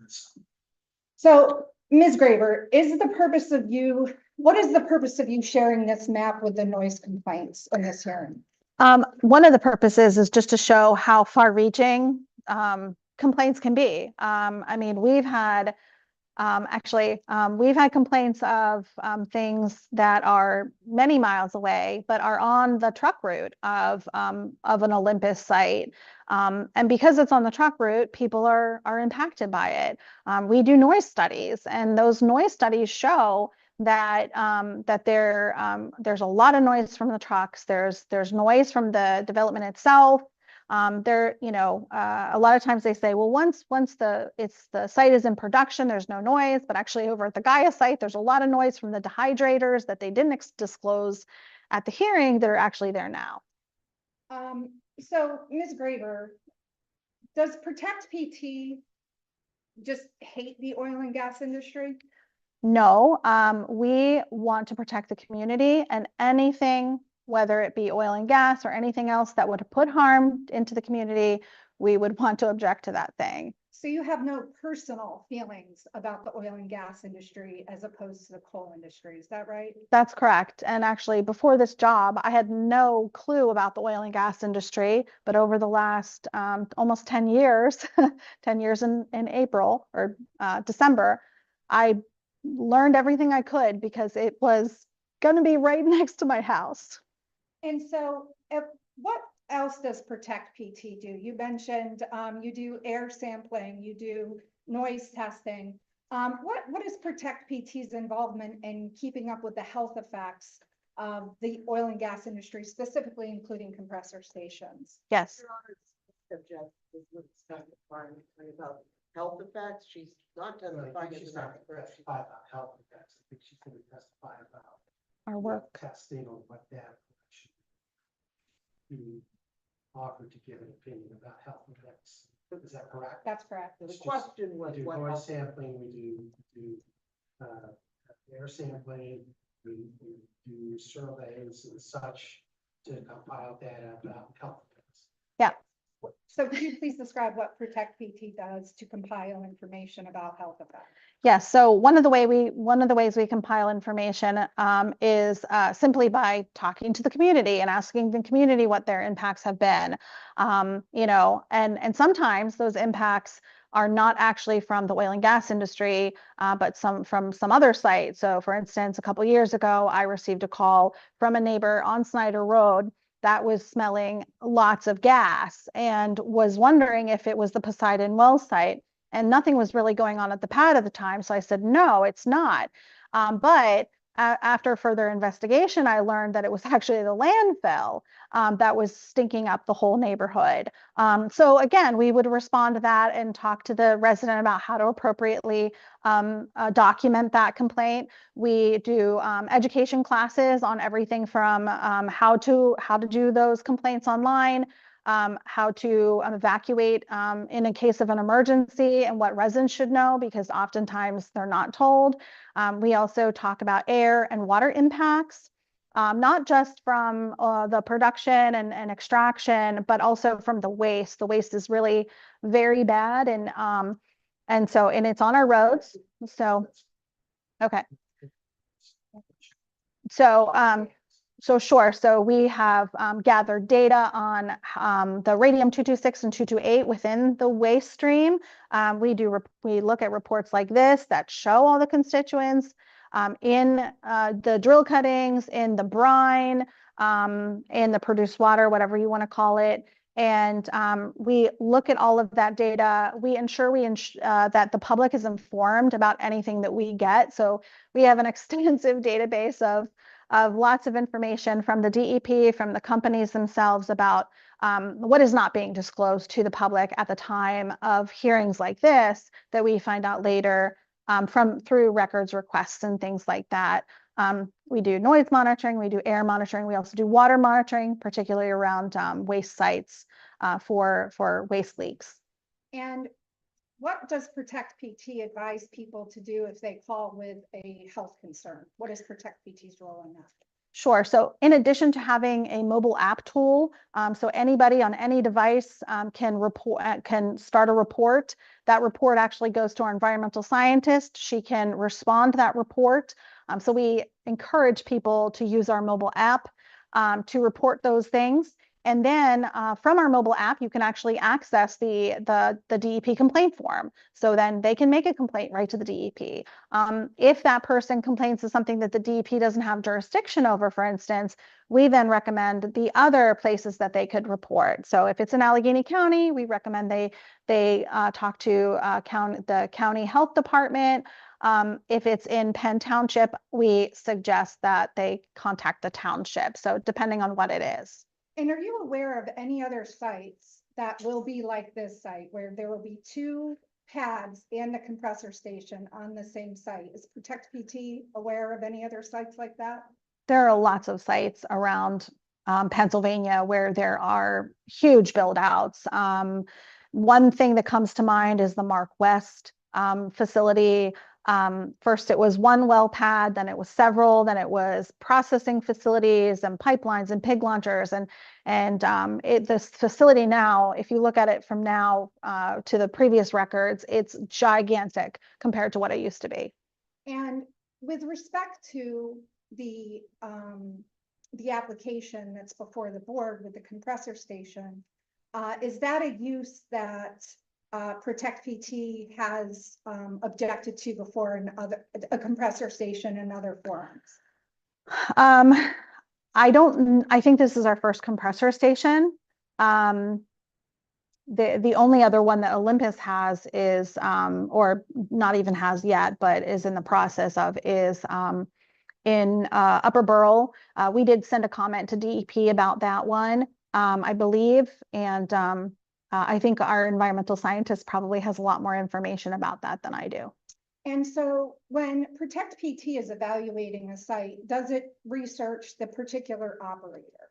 Yes. And does Protect PT also research a particular operator's parent company or affiliate company? Yes, we do. And why does Protect PT do that? Well, because ultimately somebody is responsible, and so Hyperion is owned by Olympus, and Olympus, once was Huntley and Huntley, now it's Olympus, and we look at how many violations they've had on the DEP website and those kinds of things. Yeah, I think that's it. And is it part of Protect PT's business to track violations of operators? Yes. And are you aware, do you know when was the last time that Protect PT did a violation search for for Hyperion? Let's start with Hyperion. I think Hyperion we did last month. And what was were the results of that search? I'm going to posit an objection at this point. Well, first, when we say objection or violations, are we talking about notices of violation, or are we talking about actual assessed civil penalties? If it's notices of violation, this board has already ruled on that issue, found that evidence not to be admissible, and that this board's decision in that regard was affirmed by the Common Pleas Court. That was under a different scenario where we were going to have a separate expert come in and testify specifically about violations.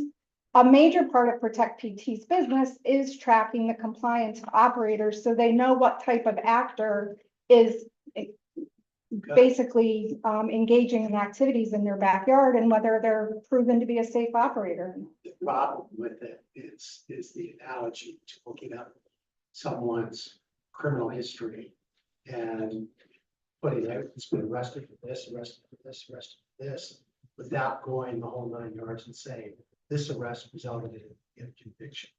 If you're going to do a notice of violation list, That's exactly, to my understanding, and what the judge confirmed, that's what they are. They're notices of violation. So unless the testimony is to, in fact, I'm not even sure if there's some type of penalty assessed, some type of quote unquote conviction.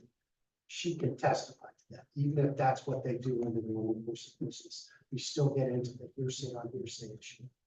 Okay? And yes, I understand that, but I'm not sure of the procedures or the zoning ordinances, but for example, the department can deny a permit to an operator just solely based on notices of violation. So they are given weight in other arenas, and I'd have to review Mr. Lucas's reliance on the common pleas opinion to exclude notices of violations. That's exactly what it said. It said you can't, a third party can't introduce notice of violation, not necessarily because of the hearsay issue, but because of the procedural standing of the notice. That it's akin to a criminal complaint that has to be proven, has to be established, and there are appeal procedures within the department. So there are objections sustained. You're not going to be permitted to do that. What in this about fashion. consent assessments of civil penalties or consent orders? What about those? What's your objection to consent orders of civil penalties? Or we don't have the hearsay objection with the speak on relevance. What matter did it relate to, and does it have any connection to the proposed compressor station? Well, I guess it goes to whether or not y'all have clean hands when you. So, that's okay. So if she has researched in the course of her position as executive director of Protect PT and confirmed, not just gone to the site and seen there's a civil penalty or there's a consent order, then she's got independent verification from the department about that. Then I think she can testify to that. If it's just, I went to the website and this is what it said, the website's inherently unreliable. So are you able to do that? Yes, Mr. Sweeney. We would have copies of those next time. We didn't bring copies with us this evening. I apologize. It's 5 to 10. Quarter has to go. Okay. So if you are adjourned for this evening, continue the matter till September. Goodbye. Can we have some sense on, if there are any other matters that this witness would be testifying to, how much time does she have left? One of our concerns is these things get extended out. We're just going to be adding additional testimony. How much longer do you have? Certainly. Probably at least an hour left of testimony from Ms. Graver. Okay, here's what I. Max? Okay, here's what I. You gave us kind of a generic offer several months ago or several weeks ago about her. I think we need to get a little more specific. Sure. Yeah. So I want to proffer by the end of the month Okay. to me and Iberians Council, so that I can make that available. Great. Okay, And I will also advise what, if any, first responders we would be calling as witness as well within the near future. I think you've got her information about the concerns that been involved with before. Yeah. So, I mean, if you want to check on somebody Okay. and make a problem, but okay, but it was represented to us that there was her and the language, and that was going to be the extent of the case.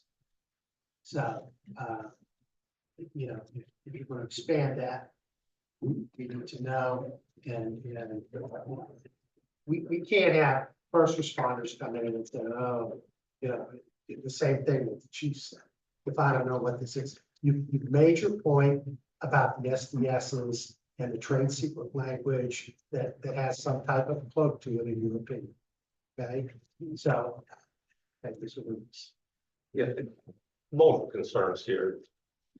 This list of witnesses keeps morphing. Yes, And we think this process, quite frankly, is being abused. There's a provision in the MPC, Mr. Sweeney, that I think we need to start taking a look at. This requires an objector to commence and conclude their case in 100 days. We had 1 month off because we were not available But rolling in to August or September, we're blowing through that. We would vehemently object to there be any additional witnesses other than including Ms. Graber with an appropriate offer approved and Ms. Wendell, because that's what's been represented all along. This process is just getting out of hand. And our fear is it's never going to end. I just have to respond, Mr. Lucas, if you have evidence that we're abusing the process, I suggest you I bring think you it. just said or withdraw it's that. appearing that, so here's what we're gonna do. We're gonna adjourn the meeting, continue until September. Gonna get us an offer approved for the balance of Ms. Graber's testimony. You're gonna get us, you already gave us an offer on Ms. Wendell. I will have an executive session or to see if they're willing to entertain any additional information. I think your point has been made about the first responder issues. And Mr. Lucas, I need the citation to that provision for the 192. Okay, so we will be back unless the board wants to set a special meeting, but I understand unless the board wasn't prepared. Is that correct? Correct. Mr. Sweeney, it's MPC section 908, Do we- subsection just 1.2. Email it to me in text. Please. Okay, sir. We need a motion to continue. Continue the meeting until the September. So moved. Second, Second. all in favor? All right. We need a motion to adjourn. Motion to adjourn. Thank you, Mr.